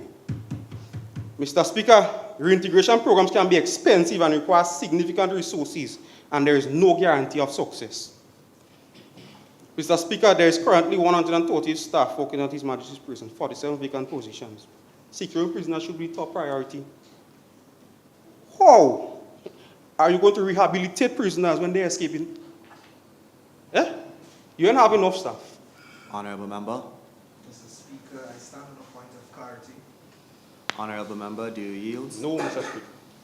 Honorable Member, you may proceed. Why not use these monies in agriculture? Hurricane Beryl just devastated our agriculture sector. Why not invest in monies in that sector? Maybe invest in factories that can boost our export. Bring some much needed revenue to the country, which in turn helps our hardworking farmers. Mr. Speaker, providing hope. Yes, Mr. Kalka, more drag. Going too fast. Mr. Speaker, providing housing support, employment opportunity, and mentorship to ex-inmates may be perceived as unfair to law-abiding citizens who struggle to access the same resources. So, Speaker, now imagine, and I want the members in the gallery to picture this, especially young persons. I need you to picture this. Imagine despite doing everything right, you go to school, you complete school, you earn your qualifications, and you secure a job. Many of these law-abiding citizens, you still face, or you're still unable to afford basic housing. Mr. Speaker, consider the troubling reality. An individual commits a serious crime, probably murder. Let me just use murder as an example. And is sent to prison, living off of taxpayers' money, funded by hard-working, law-abiding citizens. You think that's fair? Upon release, the ex-inmates receive government assistance, housing assistance, access to job programs, and support services. Meanwhile, the victim's family, especially if the deceased was the sole breadwinner, is left behind to struggle emotionally, financially, and psychologically, often without sufficient support. And as the opposition leader said, we don't even offer in some of the mental health to our communities. Community centers, you don't go in any community, how much counselors go to visit any of the medical stations? It's a painful irony. The one who broke the law is rehabilitated with state resources, while the innocent family is left in the aftermath. While the innocent family left in the aftermath fights to survive without meaningful aid.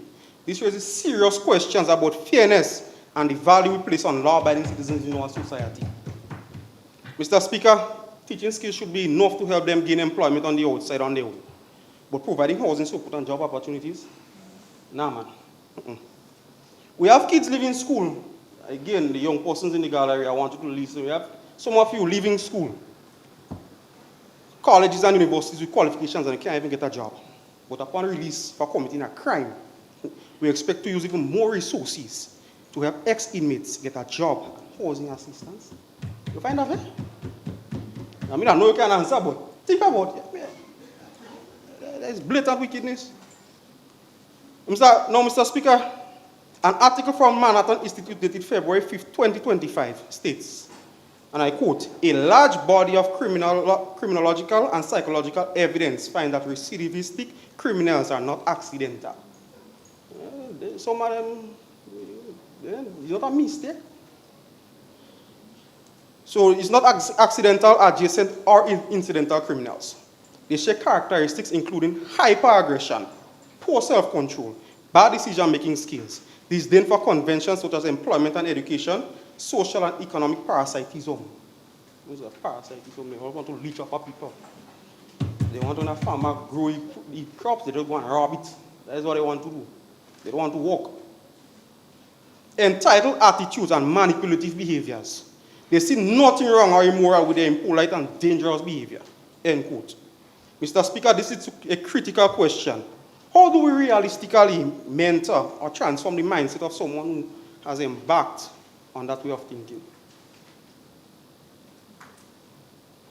Mr. Speaker, I just want to make a point. One of the members brought up Trinidad and Tobago because the recidivism rate. Mr. Speaker, do you know the recidivism rate in Trinidad is 52%?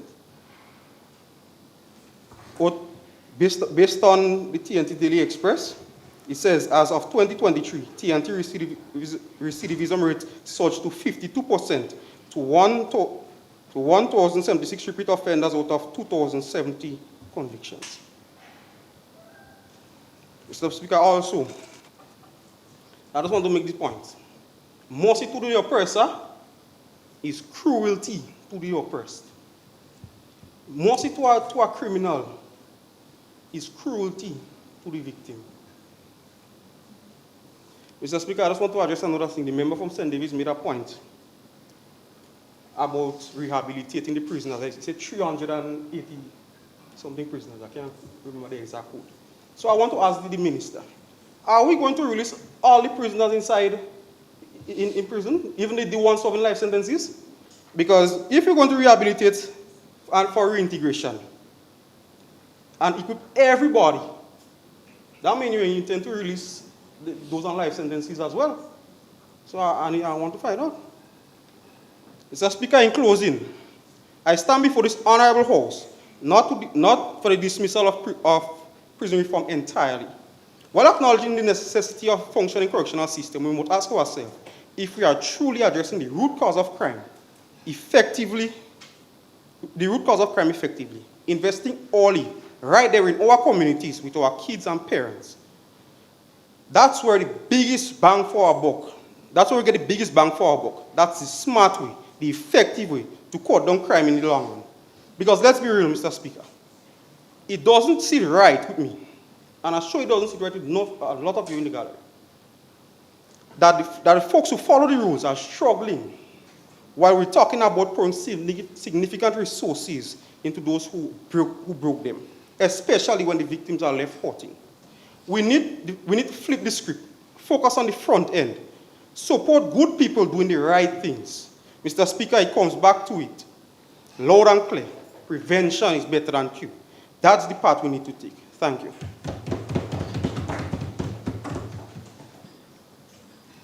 Thank you, Honorable Member.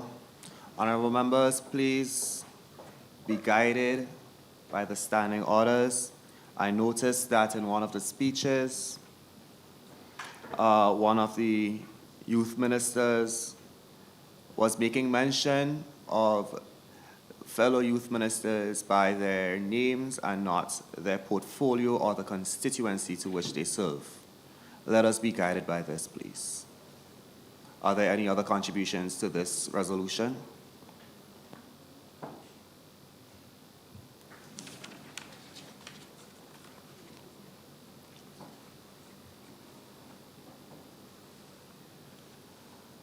Honorable Member, you may proceed.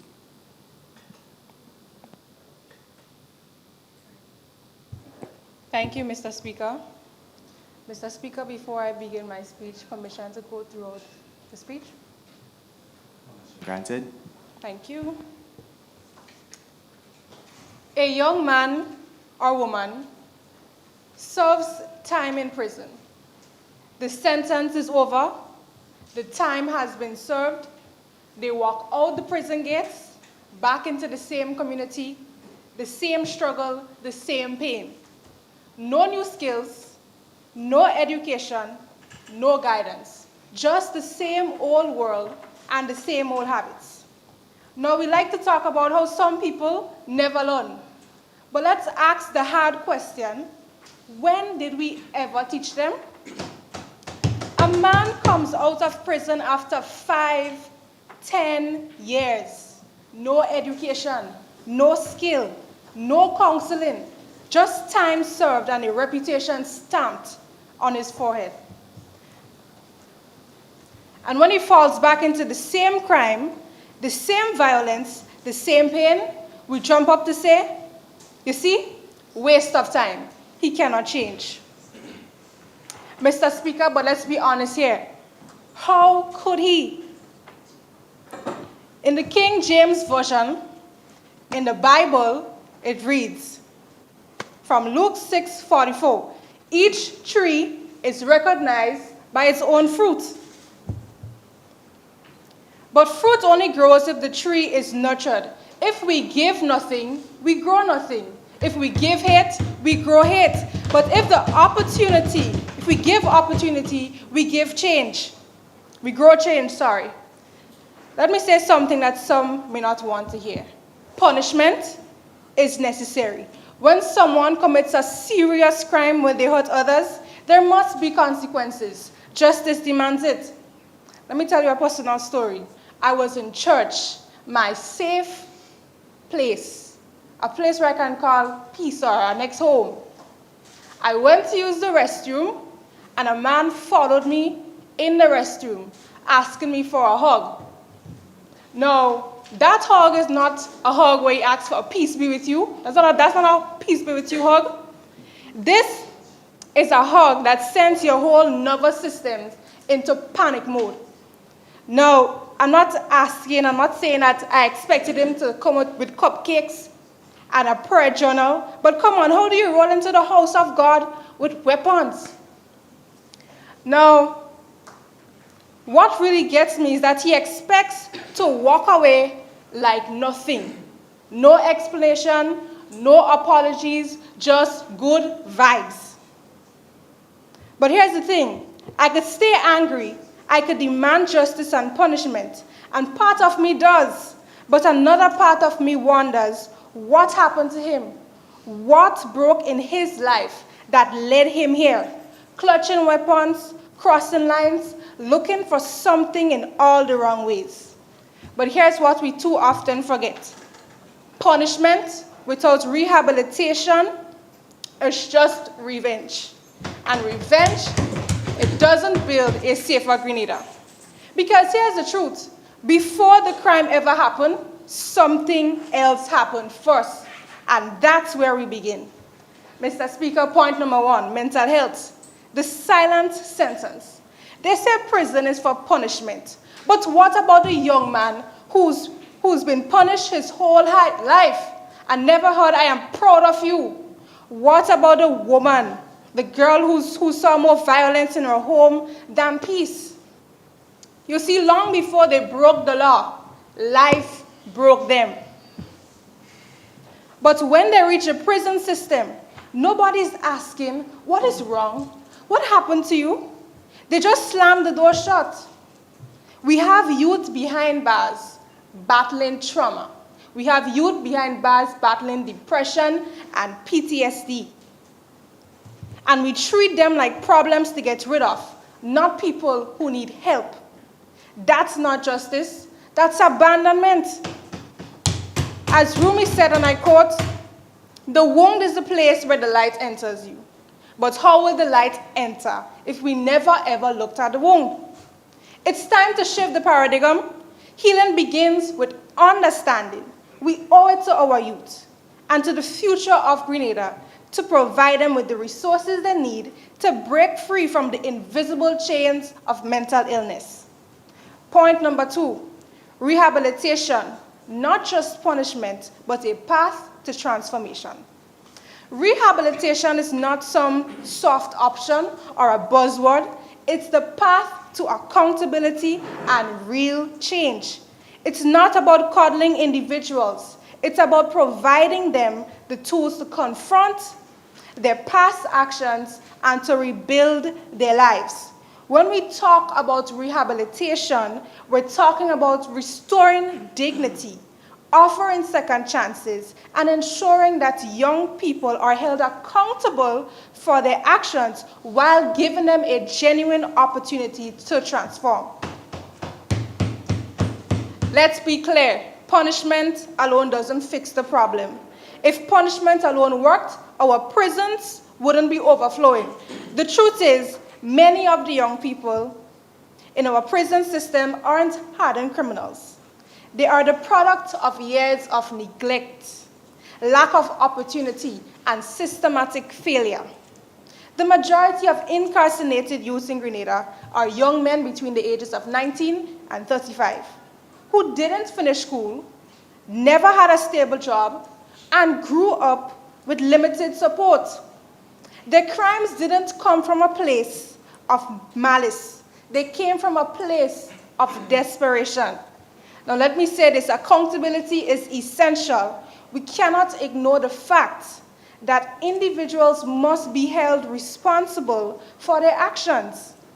But let's be real about what happens after the punishment is served. Do we throw them back into the same environment with no skills, no education, and no support, and expect them to succeed? That is not justice. That is sentencing them to a lifetime of failure. Here's the cold, hard truth.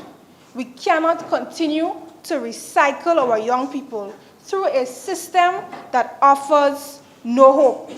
We need real rehabilitation, a system that works to transform, to heal, to teach, and to, most importantly, to give these young men and women the skills they need to break the cycle of crime. Look at Empower 4.0, launched right here in Grenada in 2024. This isn't theory, it's rehabilitation in motion. It gives young inmates access to certified skills training while they're inside and real post-release support when they leave. That means they don't want to walk out empty-handed. They walk out prepared to work, prepared to build a business, prepared to stand on their own 2 feet. That is not just time served, that is life restored. The Stop and Think program. This isn't just about teaching better behavior. It goes deeper. This program tackles the real causes of crime: trauma, lack of education, unresolved mental health struggles.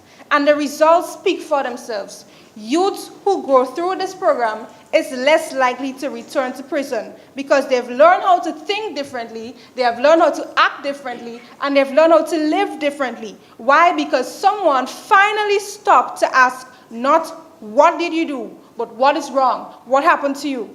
Crime is not born in a vacuum. It grows in poverty, pain, and neglect. Programs like these cut crime at the root. And to those of you who are already doing this work, generally to the teachers, counselors, mentors, pastors, volunteers, I say thank you. You are not just helping these young men and women, you are helping Grenada. You are the living proof that change is possible. Point number 3, reintegration. The work doesn't end at the gate. Serving time is one thing, coming home is another. Because when a young person walks out of prison, that's where the real test begins. Will the community receive them or reject them? Will employers open doors or slam them shut? Will society see a future or just a record? Reintegration is where we win or lose the battle against recidivism. We can have the best rehab programs behind bars, but if there is no support on the outside, then it's like giving someone a parachute where there's nowhere to land. The stigma of a criminal record in Grenada is a silent sentence that follows our youth for life. We treat them like they're still serving time long after the cell door has been opened. That's not justice, that is cruelty dressed up as a caution.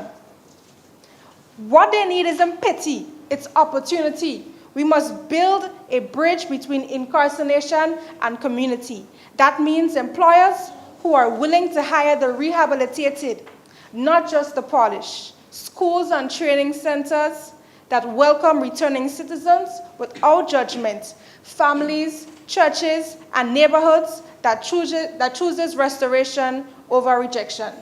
As Brian Stevenson said, and I quote, "Each of us is more than the worst thing we've ever done," end of quote. And if we truly believe that, then we must build a society where a person's future isn't chained to their past. Reintegration is not just a government task, it's a national responsibility. It's not only about what happens in Parliament, it's about what happens in classrooms, outdoors. And so I say to every policymaker, every employer, every citizen, we are the system. And if we want a different outcome, we have to be different ourselves. In conclusion, if we can't offer change,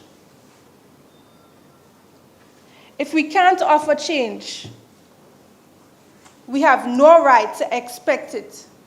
So through you, Mr. Speaker, I ask all of us in this honorable House, if we keep giving them nothing, what exactly are we expecting back? I thank you, Mr. Speaker. Thank you, Honorable Member. At this time, we, the members of the Youth Parliament, would like to welcome Senator Civil Francis, Parliamentary Secretary in the Ministry of Youth and Sports with responsibility for youth, who is a stranger in the gallery. Are there any other contributions to this resolution?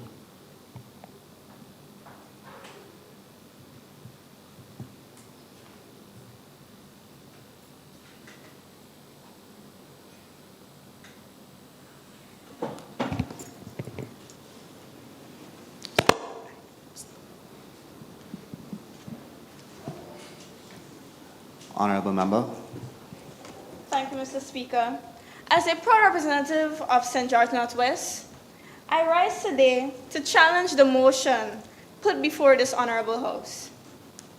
As youths, we are often the ones most affected by decisions made today, and yet our voices are rarely at the forefront of justice policy.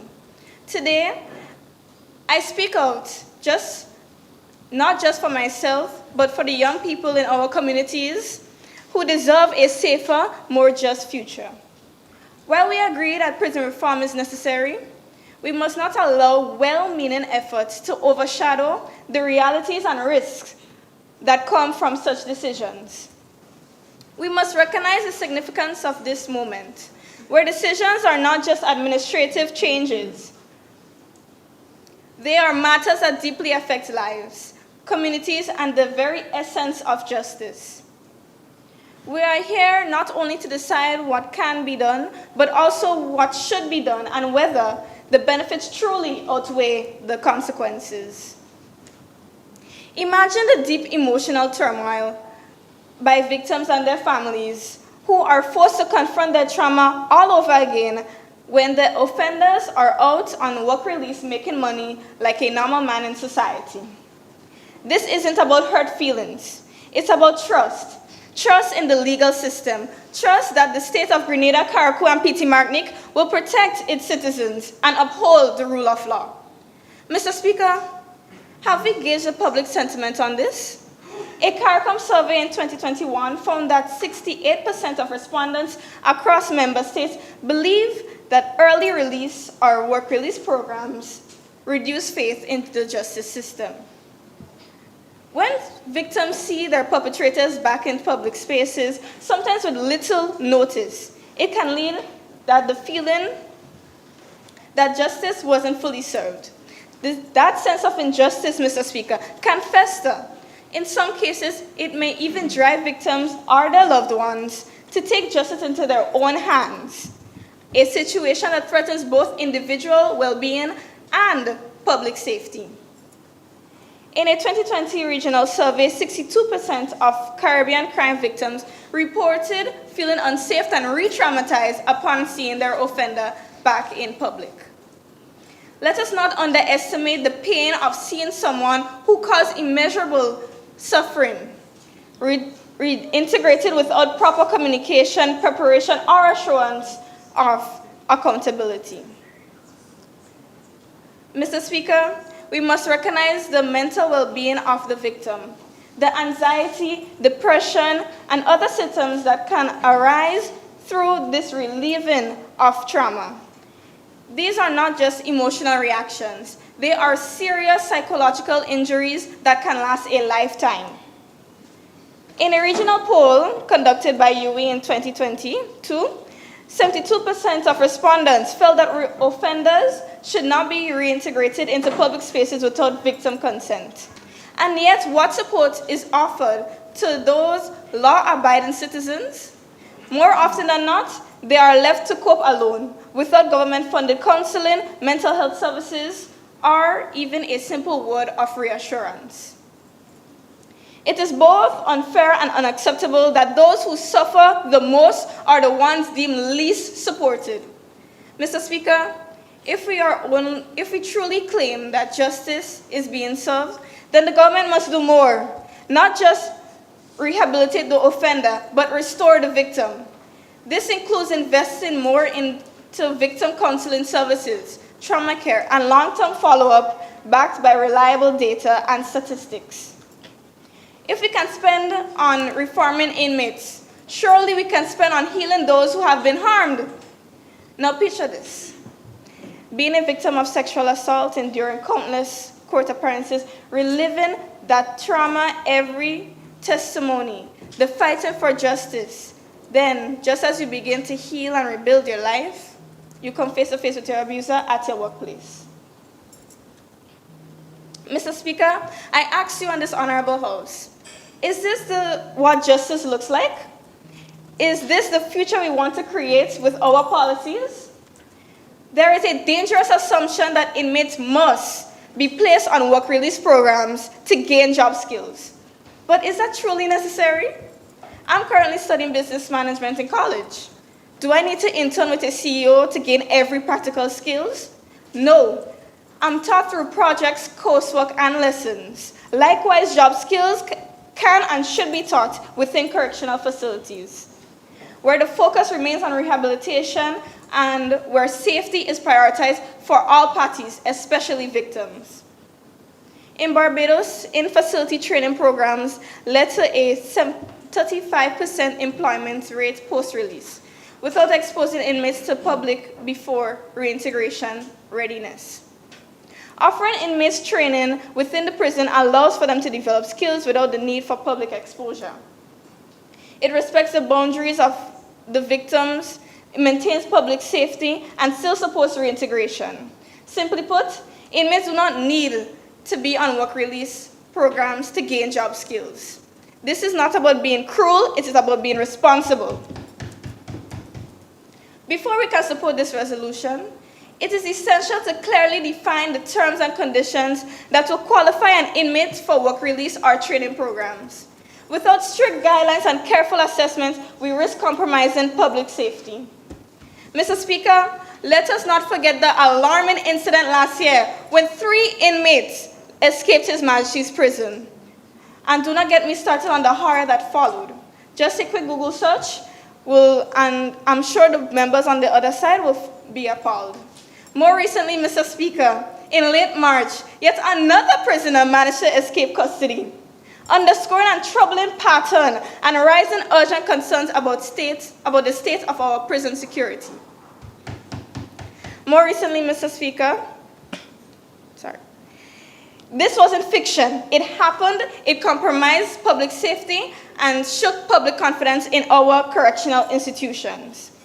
The eligibility criteria must be transparent, consistent, and based on factors such as nature of the offense, behavior during incarceration, and psychological readiness.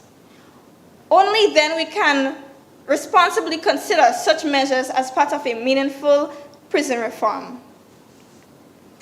Otherwise, Mr. Speaker, we do not have a policy of rehabilitation.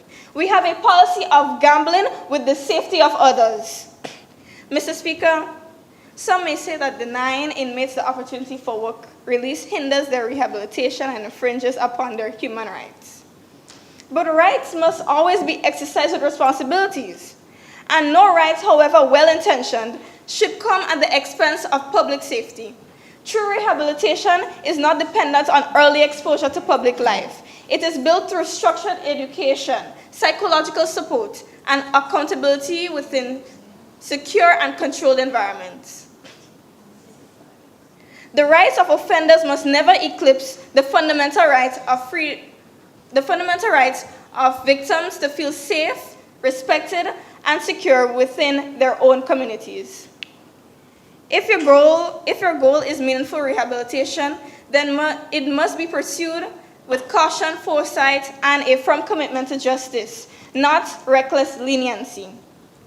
Moreover, Mr. Speaker, while it is often argued that work release reduces the reoccurrence of an offense, we must recognize that the effectiveness of reintegration depends entirely on its method and timing, and the person.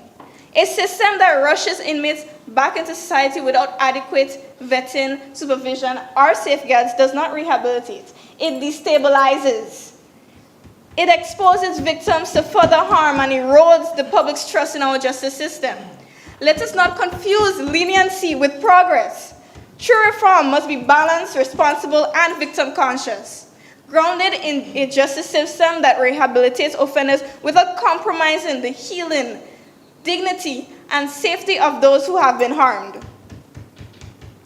Let us not forget, Mr. Speaker, prevention is better than cure. We cannot afford to wait for more victims to be re-traumatized, for more communities to feel unsafe, or for more tragic headlines to remind us of what went wrong. Prison reform must be pursued, but not at the cost of public safety, not at the expense of victim dignity, and not without proper safeguards in place.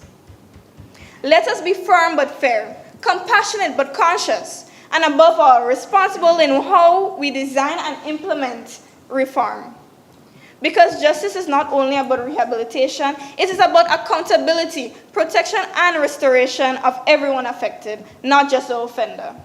So today, I urge this House to reject this resolution in its current form and to demand a more balanced, victim-conscious, and safety-first approach to prison reform. Thank you, Mr. Speaker.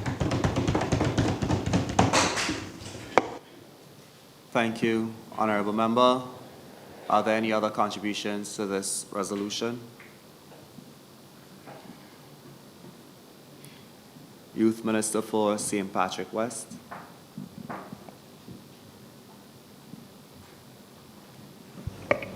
Thanks, bro. Thank you, Mr. Speaker.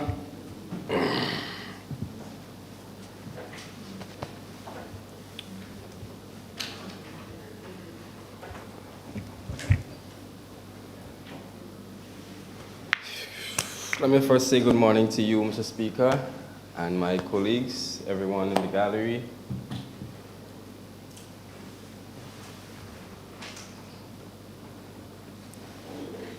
It is quite evident that His Majesty's prison in our country of Grenada is overcrowded, under-resourced, and ill-equipped to house the prisoners that's under its roof. I think we can all agree with that. Many inmates suffer from mental health challenges, substance abuse, low educational attainment, and lack of job skills. And yet, we lock them away and expect that isolation alone will produce better citizens. Both studies and common sense reveal that incarceration without rehabilitation only produces better criminals and not people. Recidivism continues because we have prioritized containment over reformation. Mr. Speaker, let me first commence with the first part of the resolution. A correctional system that prioritizes mental health treatment, education, and skill building. Mr. Speaker, as the Youth Minister for Agriculture, I believe we must transform our prisons into centers of growth where individuals cultivate both the land and themselves. We need to introduce structured agricultural programs within correctional facilities, greenhouse farming, crop cultivation, poultry rearing, beekeeping, just a few of the many occupational fields that will be made available for every inmate. The Bordelais Correctional Facility in St. Lucia introduced a beekeeping workshop for female inmates, funded by the Food and Agricultural Organization. This program provides inmates with new skills and contributes to their rehabilitation. Qualified tutors should be employed to teach practical, marketable skills that inmates can use to reintegrate into society and contribute to the national food security. We can try to turn unused prison land into training farms, ensuring inmates leave with employable experience and certification in agriculture. By equipping inmates with agricultural skills, we address two critical issues: reducing recidivism and enhancing our nation's food security.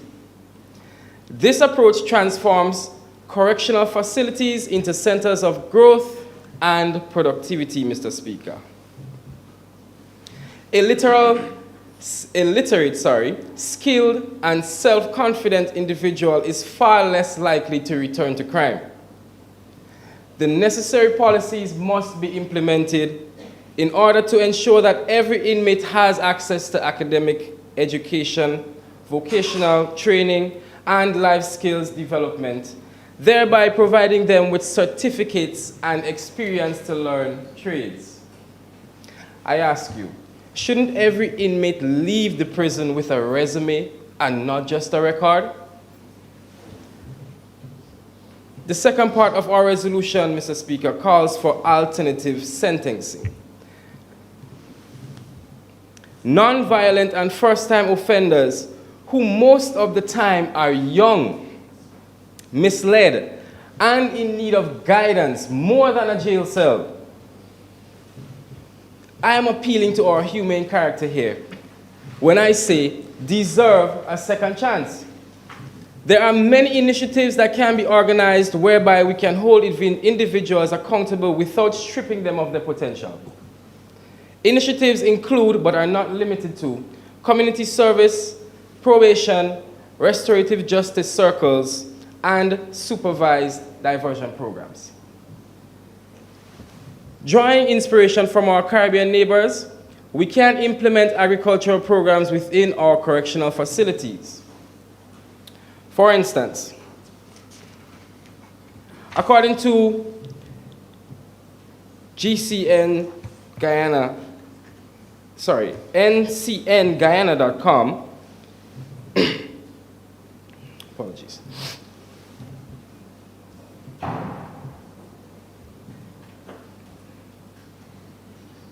Let me take this over.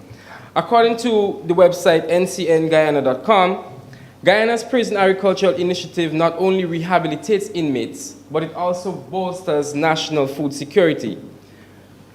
Let us replace prison bars with farming tools for those who made a mistake but are not a threat.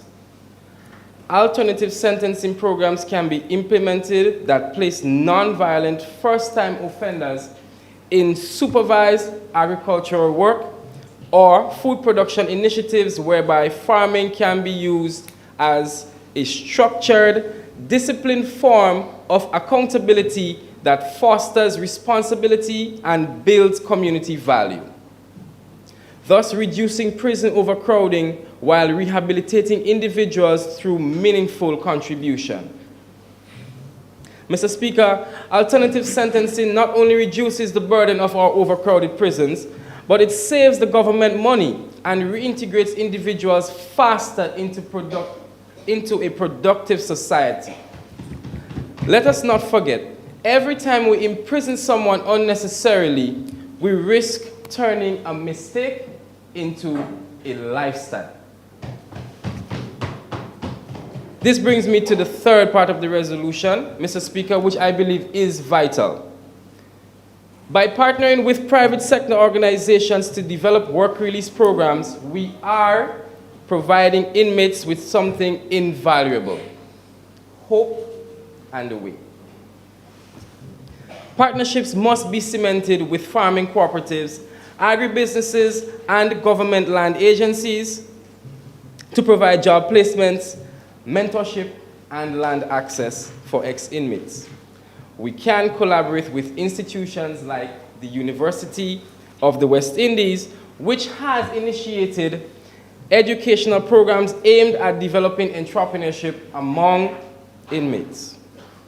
These programs seek to empower and inspire hope, creating resilience required to overcome post-incarceration challenges, ensuring that our rehabilitation efforts are grounded in proven methodologies. Reintegration isn't just about housing, It's about giving someone a stake in the land, a chance to rebuild through purpose.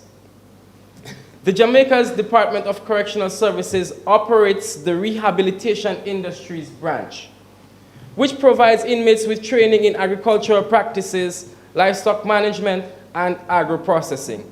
Over 700 of these inmates have received training enhancing the employment prospects upon release.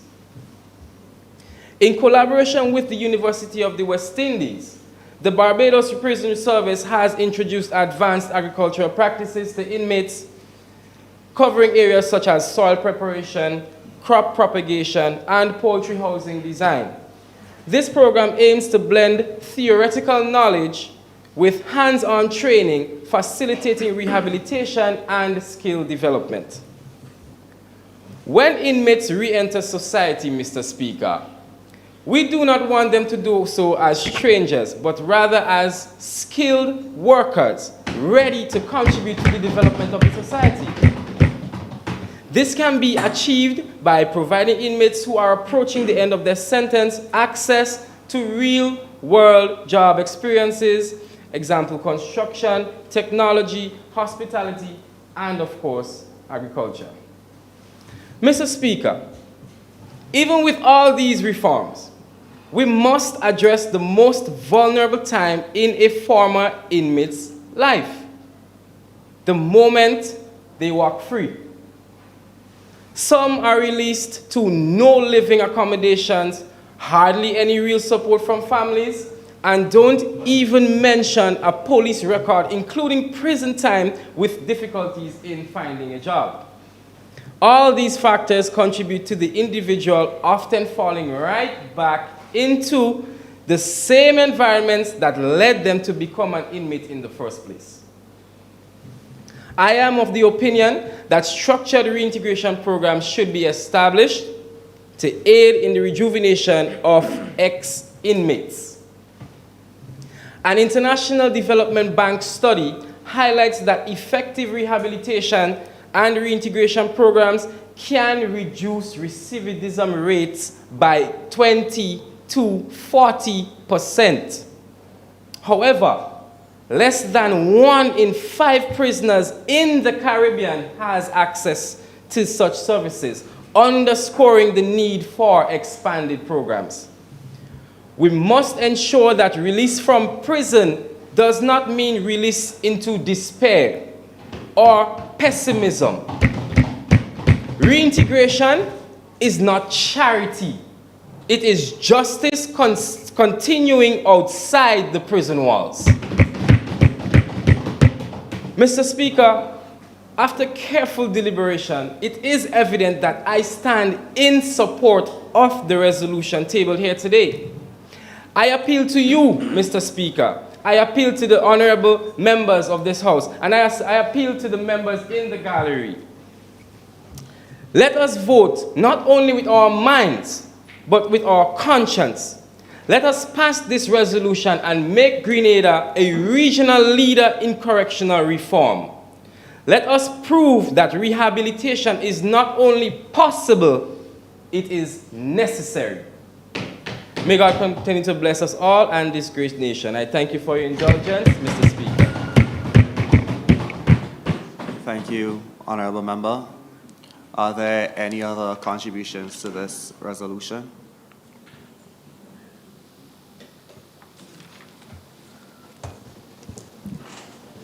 Youth Minister for St. Andrews Northeast. Thank you, Mr. Speaker. Today, we are tasked with debating a resolution that is undeniably well-intentioned. Rehabilitation and humane treatment of offenders are goals that we all support. However, noble intentions must not confront the realities that our nation faces. Rehabilitation is a worthy aspiration, but aspirations alone do not solve our pressing issues. Mr. Speaker, I came prepared to deliver my speech in a certain order today, but I felt the need to skip ahead when I heard, Mr. Speaker, the Honorable Member for St. David mention that the measure of a nation is how it treats its most vulnerable. The Honorable Member for St. Andrews Southwest further compounded by stating how we treat the most marginalized amongst us. Mr. Speaker, allow me to paint a vivid picture for this Honorable House, because it seems that the members on the other side have redefined who is truly vulnerable in Grenada. Imagine a child who, through no fault of their own, is placed in a foster care or orphanage system because of abuse or neglect. That child grows up in the system without the comfort of family, and upon turning 18, is told they must leave the institution that raised them. No safety net, no family. The Child Protection Authority tries to place them with relatives, but often there is simply nowhere safe for them to go. These young people, who have committed no crime, are facing a harsh reality of homelessness for simply turning 18. Now consider this, Mr. Speaker. The very person who abused that child, an offender, may serve their time and upon release, receive housing assistance and support from the government. Let that sink in. The abuser, having served their sentence based on the resolution proposed here today, will become eligible for government aid, while the victim, the innocent child, slips on the streets. This is not just ironic. It is cruel and unjust. We are talking about using scarce housing funds to provide support and prioritize those who have broken the law, while the most vulnerable, our children, are left to fend for themselves. Mr. Speaker, I have made a commitment to advocate for victims of abuse and demand more support for them. So hear me when I say there is a serious problem for the transition care system for vulnerable youths in this country. These inmates, or ex-inmates rather, often have families that they can turn to.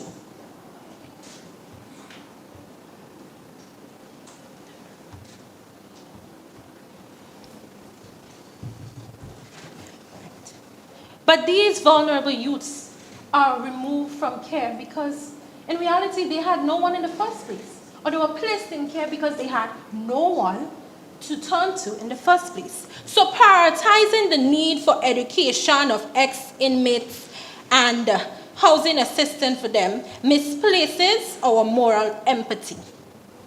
And it is a misuse of government funding.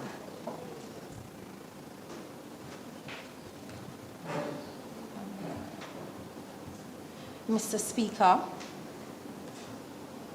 I will continue on the matter of constitutional rights, because we have heard it played out here today that prisoners have constitutional rights. Now let's make it clear. These rights are protected, subject to respect for the rights and freedoms of others and for public interest. It says so in the Constitution itself, Chapter 1, Section 1.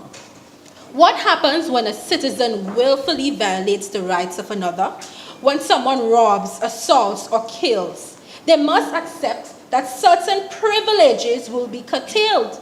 So to stand here and propose a system that overly accommodates the criminal, that seeks to offer work opportunities, housing, alternative sentencing, and support, misplaces our national empathy again. Let us ask, where is the resolution on victim rehabilitation, on protection for witnesses? Where is the resolution on halfway houses for our youths living care? Instead, we are told we must prioritize how best to make the prisoner comfortable because our prisons are overcrowded. We are told we must prioritize reintegrating him and equipping him. Mr. Speaker, our Constitution guarantees every citizen the protection of the law, and that protection must mean that when your rights are violated, the law steps in, not just with compassion, but with consequence. Justice must be swift, fair, and meaningful. And while rehabilitation is valuable, it must not override accountability. We, the opposition, oppose this resolution because it elevates the rights of the wrongdoer while sidelining the rights of the wrong. It insists on kindness to the criminal before securing comfort for the victim. It presumes that criminals deserve a second chance, rightfully so, but gives no assurance to the law-abiding citizen who has been robbed of their peace, safety, and dignity. When you commit a crime against another, you forfeit your full claim of the same rights based on our Constitution.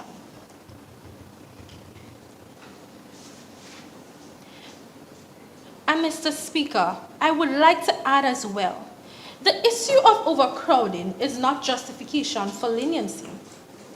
The resolution suggests that overcrowding in our prisons justifies alternative sentencing. But this is a fundamental misdiagnosis of the real issue. Overcrowding is not primarily driven by convicted offenders. It is also driven by a large number of individuals on remand. Now in Grenada, a portion of our prison population consists of individuals awaiting trial. These are persons who have been charged but not yet convicted of any crime. Many of them spend months, sometimes years behind bars before they see their day in court. Some individuals can even remain up to 2 years or more, only to be found not guilty when they finally face trial. The real solution to overcrowding is not alternative sentencing, but we must reduce the judicial bottlenecks. We must have swifter trials, more court sessions, and improve judicial efficiency to clear the backlog. Our court system is overburdened. So while we have people on demand waiting for a trial date, we need to ensure that the system is moving swiftly enough so that those who are not meant to be incarcerated can be let out on the street. Alternative sentencing often calls for early release for hardened criminals. Perhaps if they have behaved well enough, they can be let out early. But simply because we have persons awaiting for trial does not give us the right to say we should release criminals on early release because we need to free up bed space in a prison. Let us give everyone their day in court in a timely manner. Mr. Speaker, there is also another hidden cost I would like to point out about remand. And again, the Honourable Member for St. West pointed it out, and rightfully so. I would like to emphasize it. Because it is a systematic issue that can develop into one that is very long-term. And instead of the government becoming the solution to the problem, we are indeed creating one. What happens when a young man accused but not convicted after years in a prison cell, he becomes institutionalized. He learns to survive in a harsh environment and may come out more dangerous than when he went in. Recidivism is not just a post-release problem. It is born in the long months of remand without trial. And again, true justice demands that we speed up trials and not weaken sentences. Overcrowding is an administrative management issue, a systematic issue in the rehabilitation process.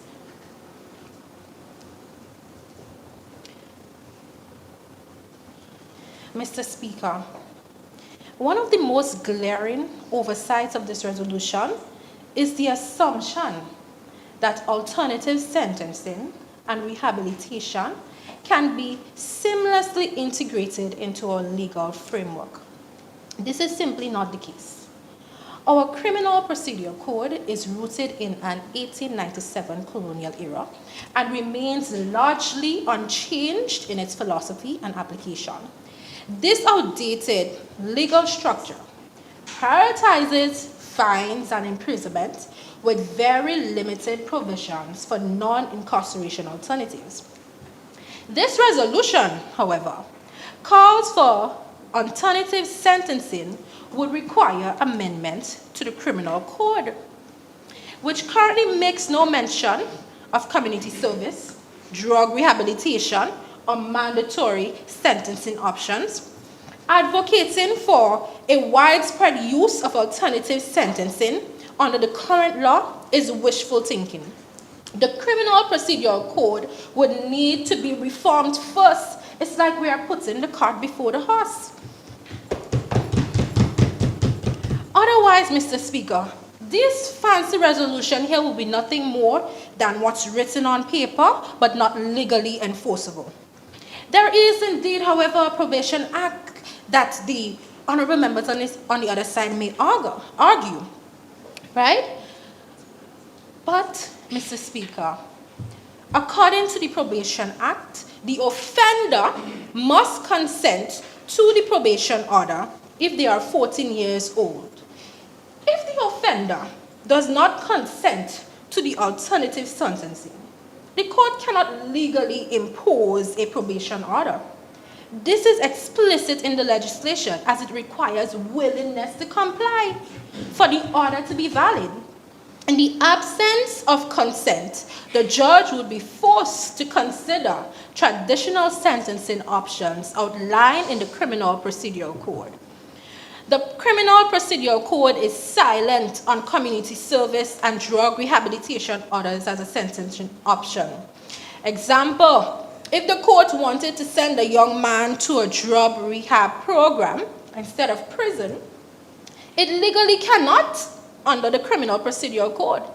Even if a judge were to attempt such a sentence, it would be subject to legal challenge for lack of statutory authority. Furthermore, Grenada has no operational drug rehabilitation facility capable of handling court-administered orders. Implementing this part of the resolution is therefore not just legally unsound, but physically impossible under the current infrastructure. Also, Mr. Speaker, sentencing is entirely a judicial act. Judges apply the law as written, and the options they have are defined by statutes. If the law prescribes prison or fine, that is the limit of their decision. If the members on the other side would like alternative sentencing, it must be enshrined in law. Mr. Speaker, on the issue of education for inmates, the members on the other side would have you to think that prisoners do not have access to education based on their arguments. But again, let me revert to what is written in our law. Mr. Speaker, in the Prison Act, Rule number 324, Improvement of Education, this rule mandates that educational opportunities be provided to prisoners. Rule number 325, Library. The Act provides for a library where support to the educational goals of prisoners occurs. Rule number 326, Teachers. This rule establishes that qualified teachers are to be incorporated into the prison system. Rule number 332, Welfare, outlines the provision for welfare services within the prison, such as counseling. Now look at the luxury being afforded to the inmates, while the ones who truly need further support are left to fend for themselves. I draw you back again to my first point. Who is truly most vulnerable in our society? And is the members on the other side simply being redundant in their request for more educational programs? Mr. Speaker, in closing,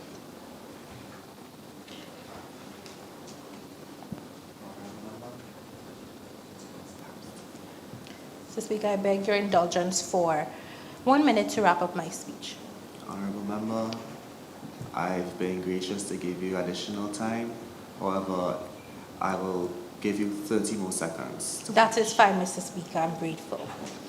Mr. Speaker, justice is not just about punishment. It is also about deterrence and accountability.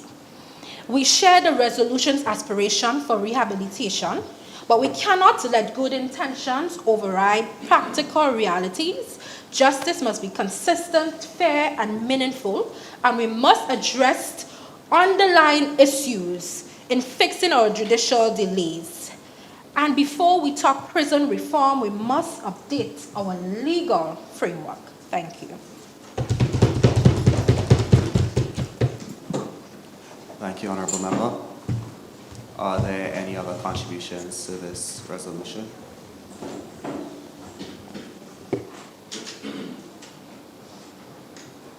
Honorable Member for the Town of St. George. Thank you, Mr. Speaker. Mr. Speaker, permission to quote throughout my speech? Permission granted. Thank you.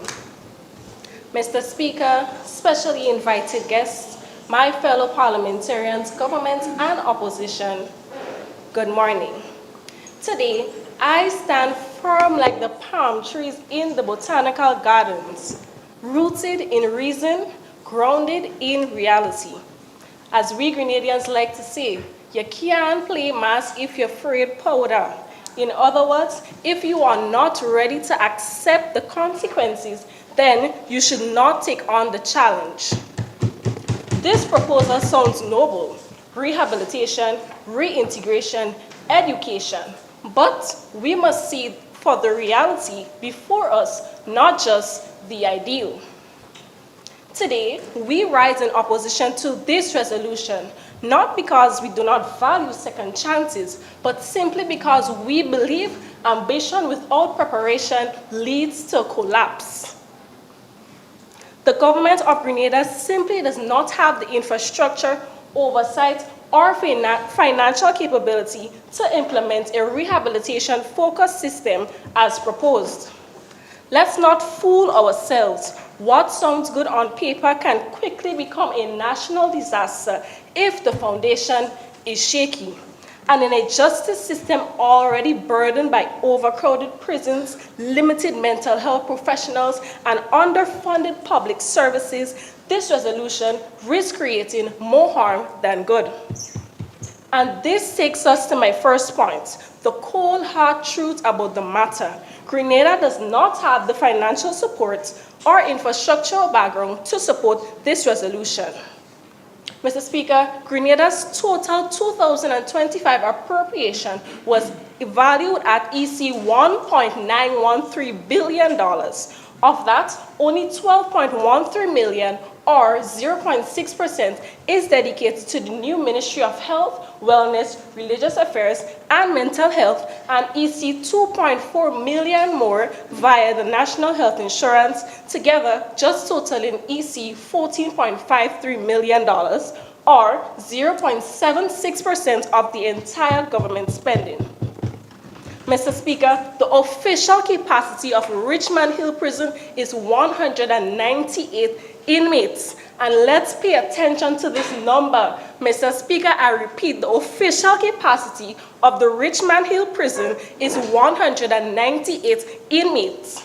As of August 2023, the prison was housing, get this, not one, not two, but 385 prisoners. Mr. Speaker, I am no mathematician, but if my calculations are correct, that is 187 prisoners over official capacity. Mr. Speaker, you can't put new wine in old wine skins. Overcrowded prisons require urgent capital maintenance, plumbing, security, sanitation before any new programs can run.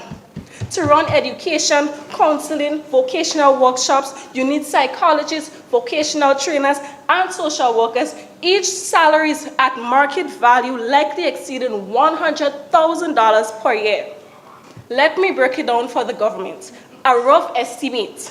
hiring just 10 mental health professionals with salaries at EC $100,000 each would cost EC $1 million annually. That is nearly 10% of the entire mental health vote, with no funds left for facilities or programming. With under 15 million allocated across mental health lines and far greater needs in basic upkeep and broader health services, Grenada lacks the financial infrastructure to support the resolution's vision. Mr. Speaker, there simply isn't enough budgetary headroom to add staffing, training, facilities, and oversight mechanisms that a true rehabilitation-focused system requires.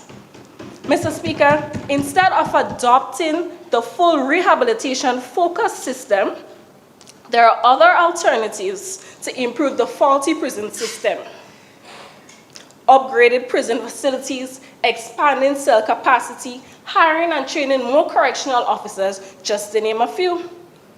Mr. Speaker, even if we did have the money and infrastructure, to which we don't, there is another issue which makes this resolution risky: weak oversight and high likelihood of corruption and abuse. Implementing reintegration and work release programs demands strong institutional oversight, transparency, and accountability. Grenada's current justice and public administration systems are not equipped to provide these at the level required. A report by the International Center for Advocates Against Discrimination, the ICAAD, published on May 29, 2024, states that, and I quote, "The support systems in place are drowning as they try to keep up, from overwhelmed hospitals to overburdened social services. The cracks in the systems are wide, leaving many without the justice they deserve." End quote. Mr. Speaker, this further indicates that the existing infrastructure is already strained, raising concerns about its ability to handle additional responsibilities, such as overseeing comprehensive rehabilitation programs. Mr. Speaker, corruption in similar programs abroad show us what can go wrong. Let's take a trip to the US. In Mississippi, a correctional commissioner accepted over $1 million US in bribes from private contractors. These kinds of public-private partnerships, similar to what the resolution suggests, open door to widespread corruption. Mr. Speaker, if corruption can flourish in such well-resourced systems like in the US, what safeguards would Grenada need to do the same? Mr. Speaker, if these well-resourced nations cannot shield these systems from corruption, what hope does a small island developing state have, like Grenada, have without checks and balances? We all know how it goes. When Kiado Day, the mouse go play. If we launch these programs without proper oversight, we are not building rehabilitation, but opening a door to exploitation. Beyond structural and oversight, we must also consider the cultural and societal context as to which this resolution would operate. After all, the success of rehabilitation systems depends on societal acceptance, and the Grenadian society may not be ready to fully embrace ex-offenders. Grenada society has deep-rooted beliefs in punitive justice, where punishment is seen as a primary response to criminal behavior. Implementing a rehabilitation-focused system may face resistance from both the public and within the system itself. According to a 2021 Caribbean Crime Victimization Survey, more than 3/4 of Grenadians favor harsh penalties over second chances. In fact, in an article published by No Grenada on May 2, 2023, a social worker himself highlighted that Grenadian society often adopts an unforgiving stance towards offenders, emphasizing punishment over rehabilitation. Mr. Speaker, we, the opposition, cannot stress on this enough. As my granny used to say, if you do the crime, you do the time. This further suggests that our communities may not be ready to embrace a rehabilitation-first model. Furthermore, overemphasis on rehabilitation and alternative sentencing may weaken the justice system role in deterrence. Shifting focus from punitive measures to rehabilitation may inadvertently weaken the deterrent effect of the justice system, potentially leading to increased criminal activity. Mr. Speaker, the rational choice theory holds that potential offenders weigh costs and benefits. If they believe the sentences would be lighter or served in community-based settings, the perceived costs of crimes falls, reducing deterrence. In a Trinidad criminology review, a 2018 study found that when non-custodial sentences rose by 10%, petty crime increased by 5% the following year. Mr. Speaker, young people especially are particularly sensitive to perceptions of punishment severity and certainty. If they learn that serious consequences are unlikely, the system loses its preventative impact on at-risk youth. In closing, Mr. Speaker, we value rehabilitation, but we must be realistic. Grenada's prison, nearly at 200% capacity, operates under EC 15 million for mental health and weak anti-corruption enforcement. Over 75% of citizens demand harsh penalties, not leniency, and reducing punishment risks higher crime. Instead of a costly overhaul, we should first show up on infrastructure, strengthen oversight, pilot small programs, and boost crime prevention. Only then can we responsibly pursue rehabilitation. Mr. Speaker, you can't build house upon shifting land. I rest my case. Thank you, Honorable Member. Are there any other contributions to this resolution? Order. Youth Minister for St. John. Thank you, Mr. Speaker. Mr. Speaker, permission to quote throughout my entire speech. You may quote throughout the entire speech. I rise with urgency and the hope to speak on a matter that strikes at the very future of Grenada's heart. We have heard the previous representatives, how educational gaps, social exclusions, and economic hardships are driving many young people into conflict with the law. If our goal is national development, then we must not ignore the pressing need to comprehensive and sustainable reform of our criminal justice system and prison system. A future where every youth has a second chance. What boggles my mind, Mr. Speaker, after slavery was abolished in 1838, mostly everything of value, everything of worth was shipped from our nation back to the metropolitan countries. So why? Why then are we still clinging on to a colonial prison model that is economically draining and socially ineffective? Rehabilitation over punishment. Our prison systems must evolve. There should be centers of transformation, not just confinement. Yes, some of you may say that we already offer education and job training in our prisons. Yet, we continue to see repeated offenders. The question here is why? Rehabilitation must go beyond surface-level programs, Mr. Speaker. Community reinvestment and capital investment programs are the way forward. Let's take China, for example. They allocate land and resources to their farmers, villagers, and even ex-offenders, turning them into productive economic contributors. The opposition may say that China is vastly different. But remember your history, Grenada. In 1979, Grenada had only $21 in its treasury. But capital investment programs increased by 700% under the Morris Bishop leadership, Mr. Speaker. 3 years after the revolution, the World Bank stated that we had an annual increase of 2%. Our economy grew, even within a global downturn. So the question here is, if we could have done it then, with all the resources, when we had no resources, no finances, no technology, why can't we do it today? Why can't we do it now? Whilst building economic opportunity, Mr. Speaker, we must address the root causes of youth crime, which varies from poverty, unemployment, gambling, and much more. Therefore, Mr. Speaker, let us partner with private and public sectors to create jobs during and after incarceration.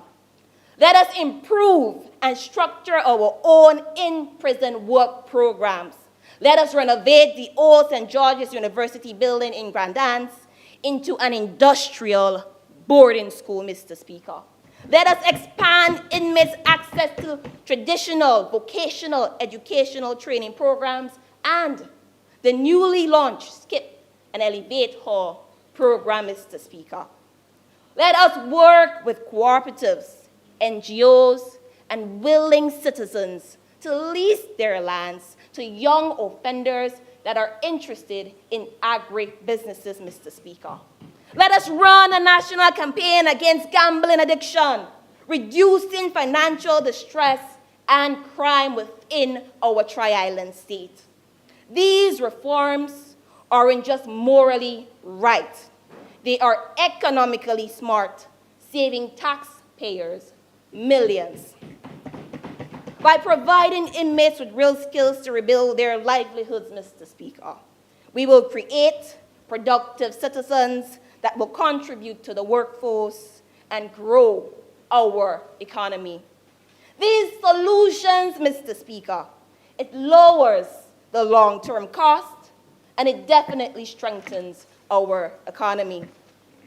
Alternative sentencing and restorative justice is equally important, my fellow Grenadians. Let us reduce prison population with smarter sentencing. For non-violent offenders, let us promote restorative justice, community service, and educational or industrial placements. Such reforms reduces the burdens on the national budget, allowing funds to be redirected to development initiatives such as education, healthcare, and job creation. And if there are no jobs, Mr. Speaker, then let us create them today. With realistic youth empowerment, young people must not just be the subjects of reform. They must be the leaders of reform. Let us create youth reform councils, platforms where the youth will help shape policies. This civic participation builds responsible citizens and reduces future costs associated with disengaged youth. There is a need for practical and sustainable measures, Mr. Speaker. Real reform needs infrastructure. So let us provide mobile counseling units, Zoom-enabled education to expand learning and lowering costs, conflict resolution training in schools to reduce future legal issues, Mr. Speaker. Let us provide judicial tech upgrades to speed up case processing. Let us budget reallocation towards community-based preventative programs. These are cost-effective, Mr. Speaker, and very impactful. Where there is a will and a constructive, structured approach, there is a way. So again, if not now, then when? There is a crucial need for financial framework for reform. Prison reform is not a burden. It is a strategic investment. Let us do the math. One prisoner costs approximately 105 EC dollars per day. Annually, over 38,000 EC dollars. Alternative sentencing such as community service and electronic monitoring is far cheap for my Grenadian people. Countries like Norway and Germany has proven that investing in rehabilitation reduces both crime and costs. And here is where the funds for reform will come from, Mr. Speaker. To support these initiatives, we must diversify our funding sources, and this includes relocating funds from traditional prison expenditures to preventative and rehabilitative programs. By securing international development grants from the United Nations, the Caribbean Development Bank, the World Bank, and even the juvenile justice reform projects, and much more, Mr. Speaker, they will enable us to execute these programs. By offering tax incentives to companies that engage in rehabilitation partnership, Mr. Speaker. By building public-private partnership in sectors like agriculture, hospitality, and construction, we will get the job done. By enabling inmates, Mr. Speaker, to earn, to save, and support families, we are lowering welfare dependency. And by developing in-prison industries to produce goods for state use or export. With these implementations, Mr. Speaker, ex-offenders can become taxpayers, entrepreneurs, and future leaders, creating jobs and revitalizing communities. Every dollar invested in rehabilitation yields long-term results. It reduces crime, promotes greater productivity, and national growth. Mr. Speaker, prison reform is not just a humanitarian cause. It is a sound fiscal policy. The question is not whether we can afford it. The question here is whether we can afford not to. This is about justice, about opportunity, about building a tri-island state where no youth is forever judged by a single mistake. We can't afford to delay. Let us act now, together, to transform our justice system with compassion, fairness, and economic sense. Mr. Speaker, I stand in support of this resolution. My people, we have wealth in store. Our children will hunger nevermore. My colleagues and I won't idle by while dreams of youth are left to die. No more shall history's echoes cry. If we must sleep, then let it be towards victory, towards destiny. So rise we must with blood belief and give each youth a brand new leaf. I thank you.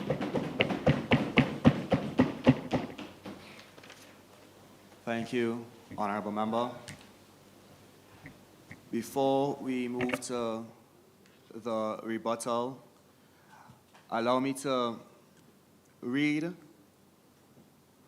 Standing Order number 36, which basically looks at the rights of reply. Now, generally, the mover of the motion is expected to give the rebuttal. However, another minister may be able to conclude on this matter. Additionally, I would also like to look at Standing Order number 83, which looks at the suspension of the standing orders. Now, just in this given instance, I will suspend, well, I would like to use this so that we don't have to go into interruptions, nor would we have to use any votes as we move on to the rebuttal. In this case, we may proceed.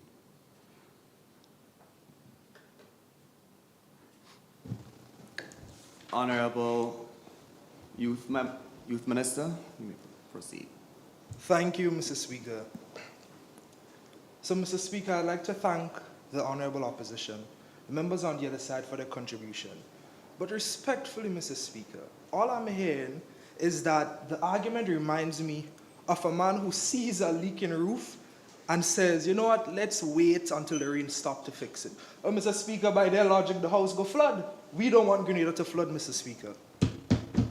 Mr. Speaker, yes, we know that intentions alone are not enough, but neither is inaction just as prudence. Mr. Speaker, we are not proposing blind ambition. We are proposing bold but measured action, grounded in evidence, supported by successful Caribbean models, and designed for staged, scalable execution. Now, Mr. Speaker, I'd like to start with my first point. What is the cost of inaction? An honorable member on the other side referenced Luke 14, verse 28, about counting the cost before building the tower. But Mr. Speaker, through you, I'd like to ask them this. What is about the cost of doing nothing?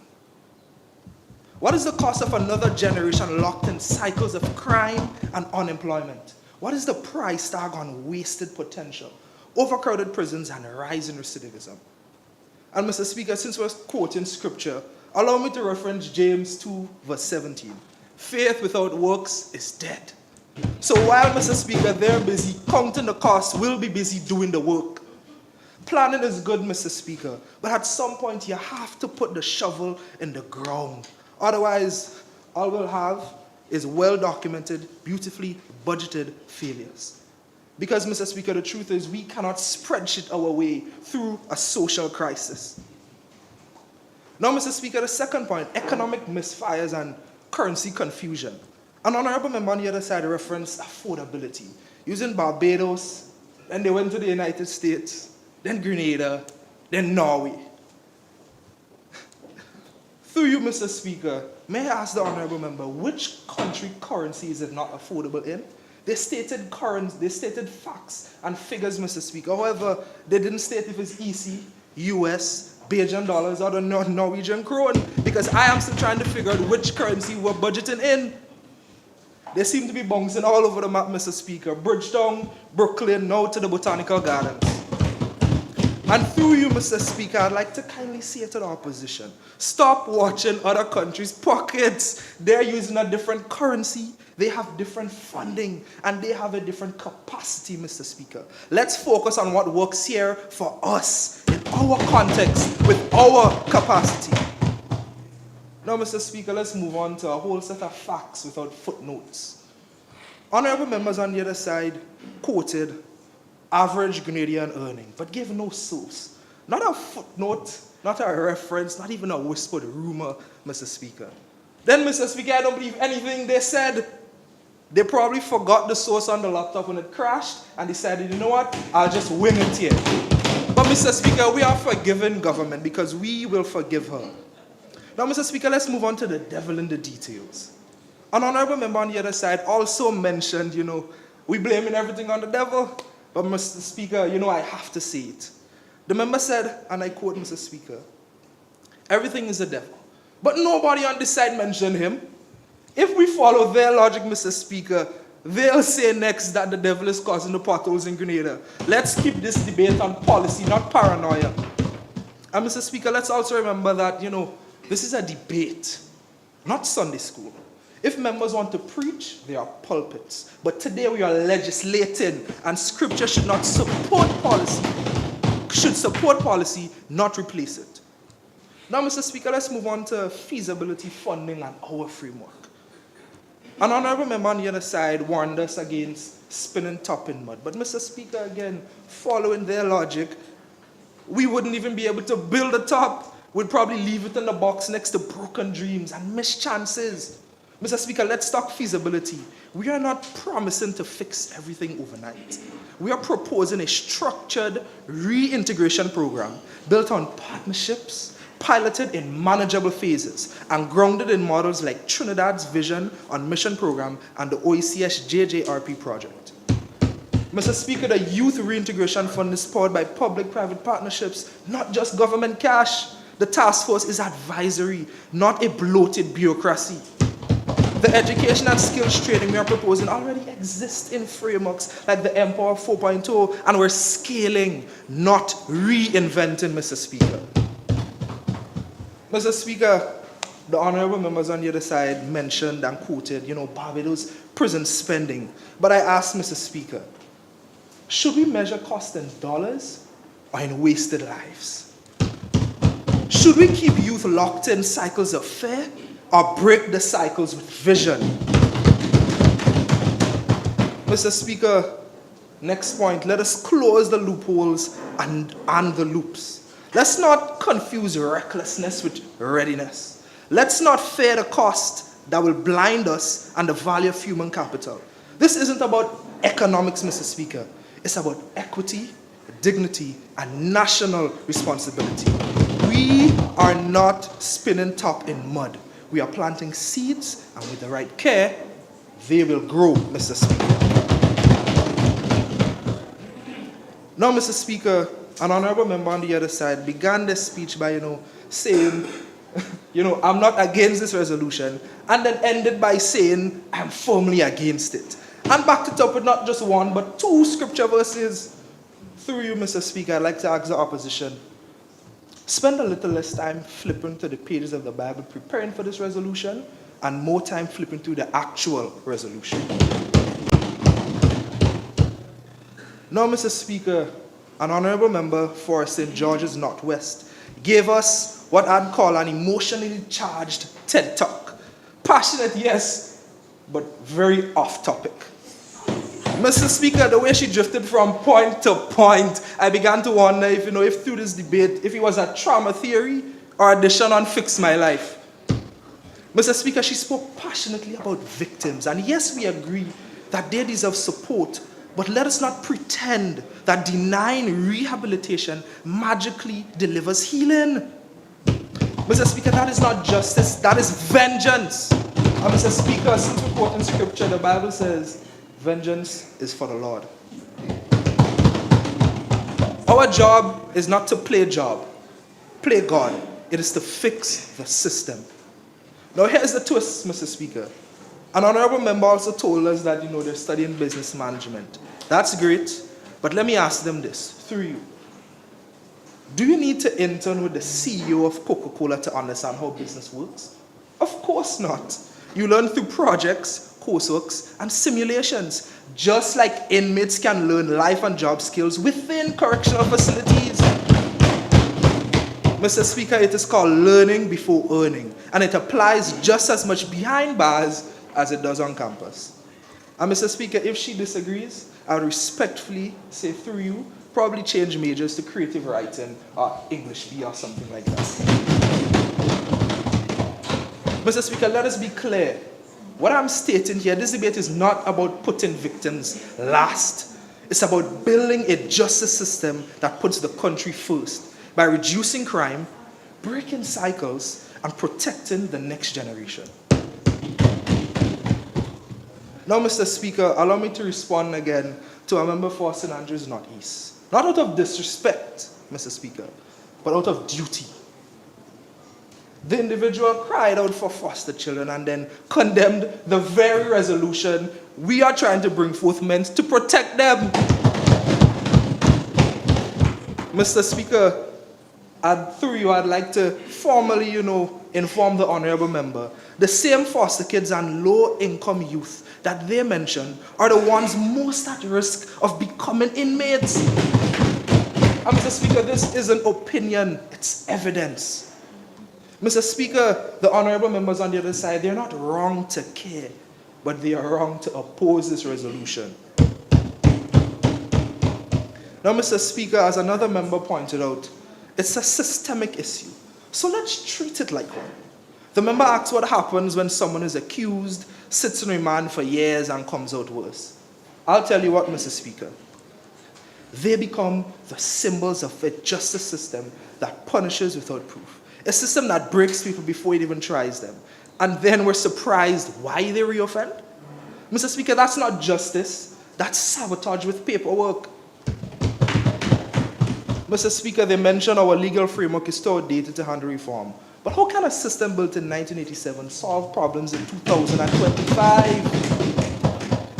Mr. Speaker, allow me to use this analogy.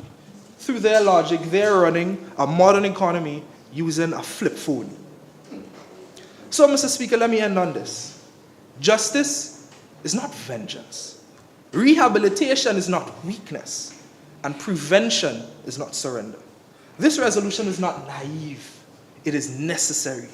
If we refuse to evolve, then we are not leaders. We are caretakers of a broken past.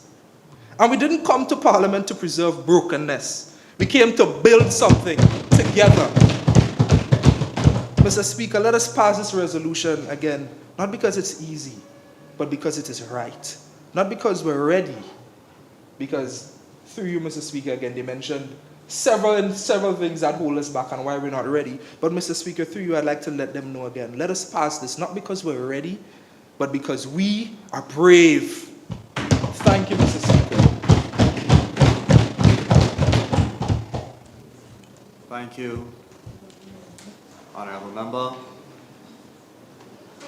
Honorable Members, the question is that the following resolution be agreed. Whereas the fundamental purpose of a criminal justice system should be rehabilitation and reintegration, not just punishment. And whereas overcrowding and inadequate resources in Grenadian prisons contribute to high recidivism rates and poor post-release outcomes for inmates. And whereas research has shown that education, vocational training, and mental health support significantly reduce repeat offenses. And whereas many incarcerated individuals suffer from untreated mental health conditions, including depression, substance abuse disorders, and PTSD, which contribute to criminal behavior. And whereas alternative sentencing for nonviolent offenders, such as community service and electronic monitoring, has proven to be an effective approach in other jurisdictions. And whereas successful reintegration programs lower crime rates and contribute to safer communities by providing ex-offenders with opportunities to rebuild their lives. Be it resolved that the government of Grenada implements a rehabilitation-focused correctional system that prioritizes mental health treatment, education, and skill-building programs for inmates. Be it further resolved that alternative sentencing programs be considered for non-violent and first-time offenders to reduce prison overcrowding and promote restorative justice. Be it also resolved that the government of Grenada collaborates with private sector organizations to develop work release programs allowing inmates to gain job skills and secure employment post-release. Be it finally resolved that a structured reintegration program be established providing housing supports, employment opportunities, and mentorship programs for ex-inmates. Honorable members, we're going to be going through each of these elements and seek a review. Firstly, be it resolved that the government of Grenada implements a rehabilitation-focused correctional system that prioritizes mental health treatment, education, and skill-building programs for inmates. Those of the opinion say aye. Aye. And those of the contrary, nay. Nay. Nay. I believe the ayes have it. The ayes do have it. Be it further resolved that alternative sentencing programs be considered for non-violent and first-time offenders to reduce prison overcrowding and promote restorative justice. As many of this opinion say aye. Aye. And those of the contrary, nay. Nay. Item 3. Be it also resolved that the Government of Grenada collaborates with private sector organizations to develop work release programs, allowing inmates to gain job skills and secure employment post-release. As many of this opinion say aye. Aye.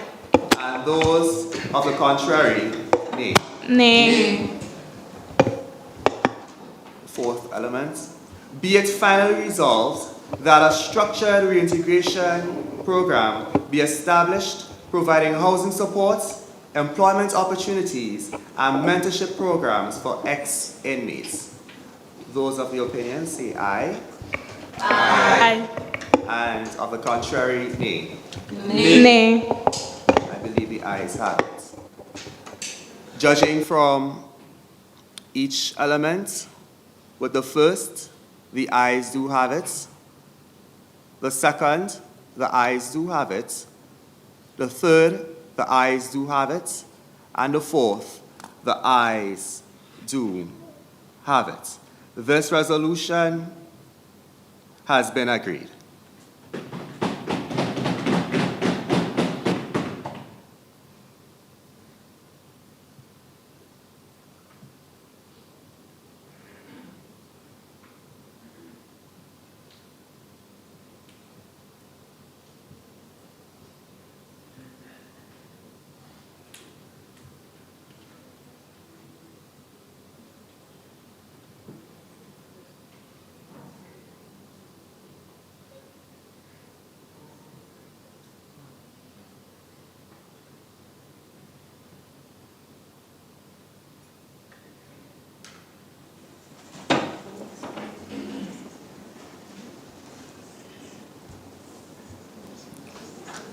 Honorable member.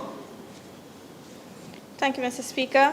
Mr. Speaker, honorable members of the Youth Parliament. Honorable member, are you asking to adjourn the sitting? I rise.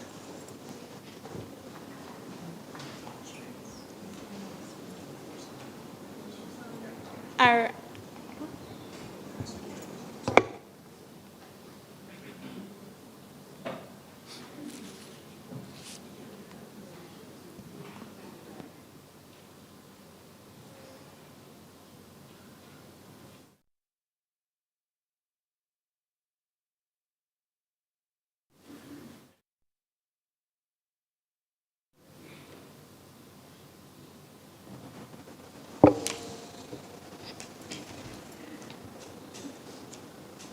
Honorable member. Mr. Speaker, I beg to move the adjournment of the Youth Parliament sine die.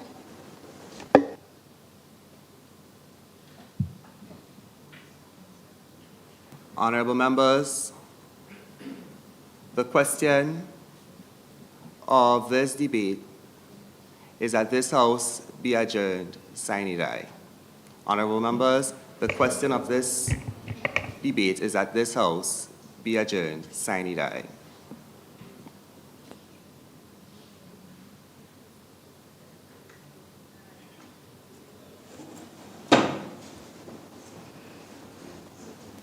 Honorable member. Mr. Speaker, honorable members of the Youth Parliament, I rise today to express a sincere thanks to all those who contributed to the preparation and presentation of this resolution, as well as those who attended today. It is a reflection of the time, thought, and passion that our young leaders continue to invest in shaping meaningful dialogue and driving national conversations forward. Whether we agree or disagree with the contents of the resolution, what is most important is that we are here engaging, debating, and learning together. That in itself is a powerful sign of progress. This resolution reminds us of the importance of open discussion, respectful disagreement, and collaborative thinking. It is through this process that we grow, not only as individuals, but as a generation committed to the future of our nation. Thank you, Mr. Speaker. Thank you, honorable member. Allow me also to put on record that we, the members of the National Youth Parliament, the Ministry of Youth, Dr. Tessa Sincere, the facilitator, Ms. Carleen Perriman, the National Youth Coordinator, and Ms. Janella Edwards, the Assistant Youth Coordinator, express our sincere condolences to a dear Member of Parliament, Mr. Akim Williams, Member of Parliament for the constituency of St. George Northeast, and his family on the loss of his mother and uncle. We pray that God grants you the strength during this time of bereavement.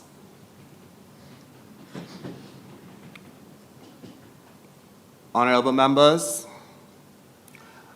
the question is that this House stands adjourned, sine die.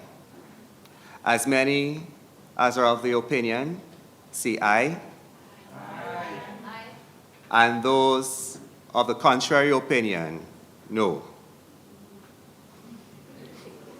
The business of the National Youth Parliament stands adjourned, sine die.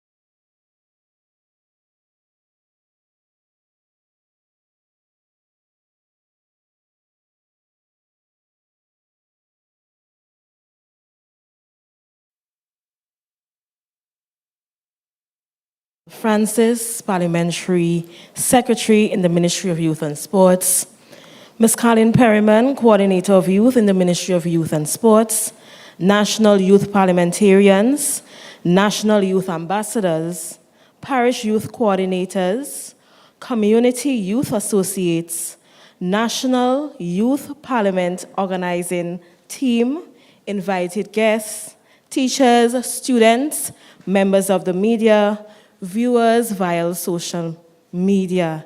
I am Karen Marine Alexander, and I'm your moderator for the closing of this honorable gathering, the first sitting of the Grenada National Youth Parliament after their swearing-in last February.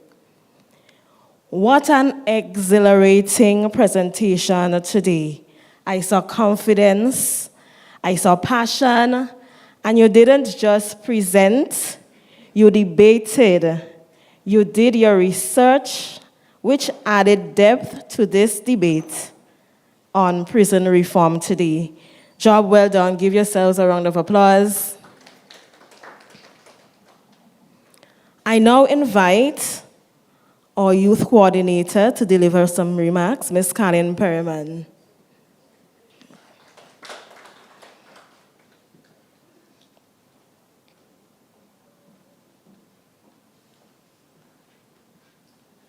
Thank you, Ms. Moderator.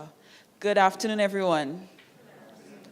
All right, so before I begin anything, I want you guys to give yourself a resounding table knock. I don't think that is loud enough for what it is that you guys would have done today.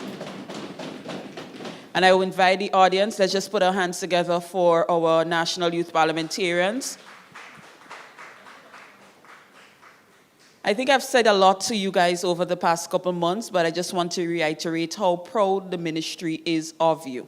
I think today's sitting is testament to you and the work that you guys are putting in, the research that you're putting in, your representation to your youth constituents, and you need to be proud of that. I encourage the general public to express their gratitude, to express their compliments to these national youth parliamentarians, because what I heard here today was research, I heard passion, I heard confidence, and an array of amazing things coming from these young ladies and gentlemen as they presented on the moot and the resolution here this afternoon.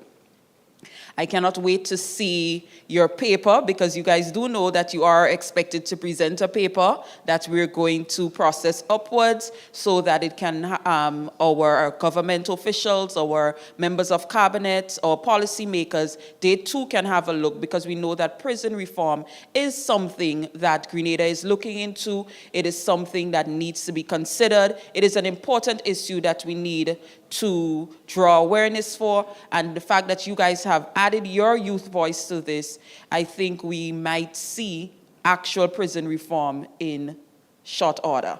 So I just want to thank you for that.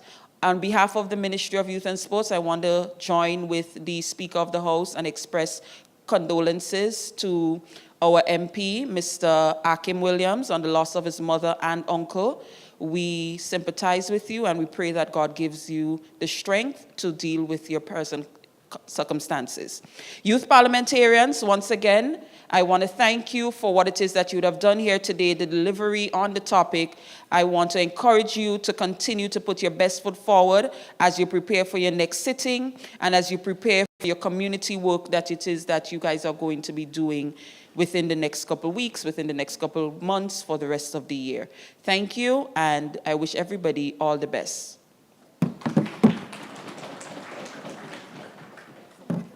Thank you, Ms. Perriman. I now invite Senator the Honorable Civil Francis, Parliamentary Secretary in the Ministry of Youth and Sports. Senator is no stranger to youth parliaments. In fact, this is where she started. And I now invite her to come to the podium.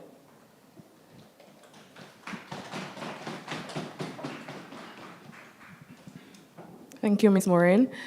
Allow me to acknowledge the Coordinator of Youth, Ms. Colleen Perriman, the staff of the Ministry of Youth and Sports, and the Division of Youth in particular, to the team of persons responsible for the National Youth Parliament program, and allow me to give special commendation to the Assistant Coordinator of Youth, Ms. Janella Edwards, for the work that she has been doing with you, our wonderful and esteemed National Youth Parliamentarians.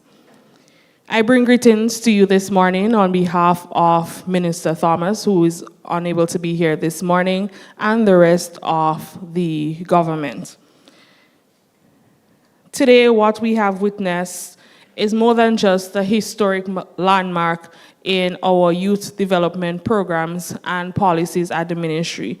But what I have witnessed here today is a bold declaration that the youth voices matter. And you have represented well. In fact, I still have goosebumps from everything that you've said at some point would have given me some chill. And I'm looking at you all and I'm saying, they're really here for my job. And I am ever more pleased to know that you are coming for our jobs, but the future of this country is indeed in the safest of hands because you have shown and demonstrated outwardly that the future of Grenada, as it relates to civic engagement and leadership, is definitely on the upward trajectory. So give yourself a wonderful round of applause for that. I want to take this opportunity also to say to you that this program and you being a part of this program is one of our commitment to ensuring that young people, despite your religious persuasion, despite the challenges that you face, despite your socioeconomic background or political affiliation, that the Ministry of Youth is here to serve every one of you. And we encourage others like you to take full advantage of these opportunities. I look forward to greater things in store for every one of you, not just as youth parliamentarians, but as ambassadors within your own rights, advocating and championing the causes that face our youth. I want to also touch on quickly our national youth policy. And we know that this is something that is budding, it's something that is long overdue, but with the contributions from the amazing young people like you, I know that our national youth policy will be one that will be emulated by the region. So I look forward to engaging with you. I look forward to future discourses with you, and I wish you all the very best. Thank you so much. Thank you, Senator Francis. I now invite Mr. Joshua Andal, Prime Minister and Minister for Youth in the House, to do the vote of thanks.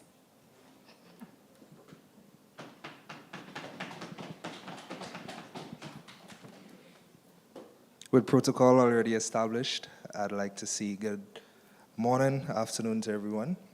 You know, preparing and getting ready for this debate and this resolution, it wasn't something that was necessarily easy for not only the parliamentarians, but I would like to again commend Ms. Janella Edwards, the individual who's responsible for putting all of this together, preparing us, Dr.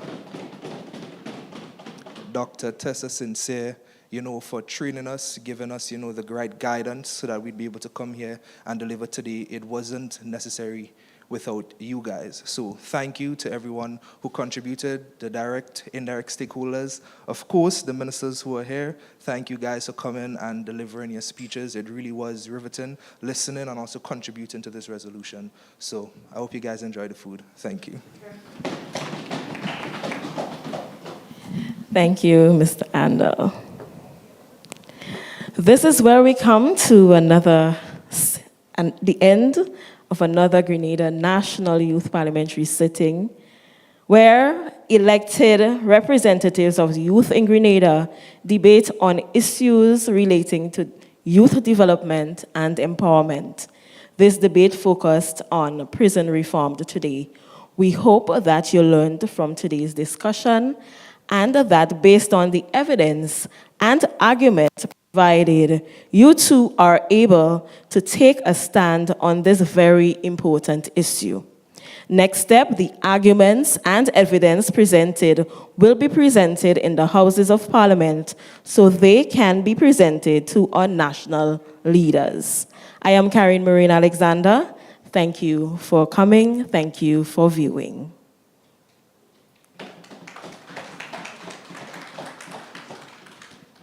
Lunch.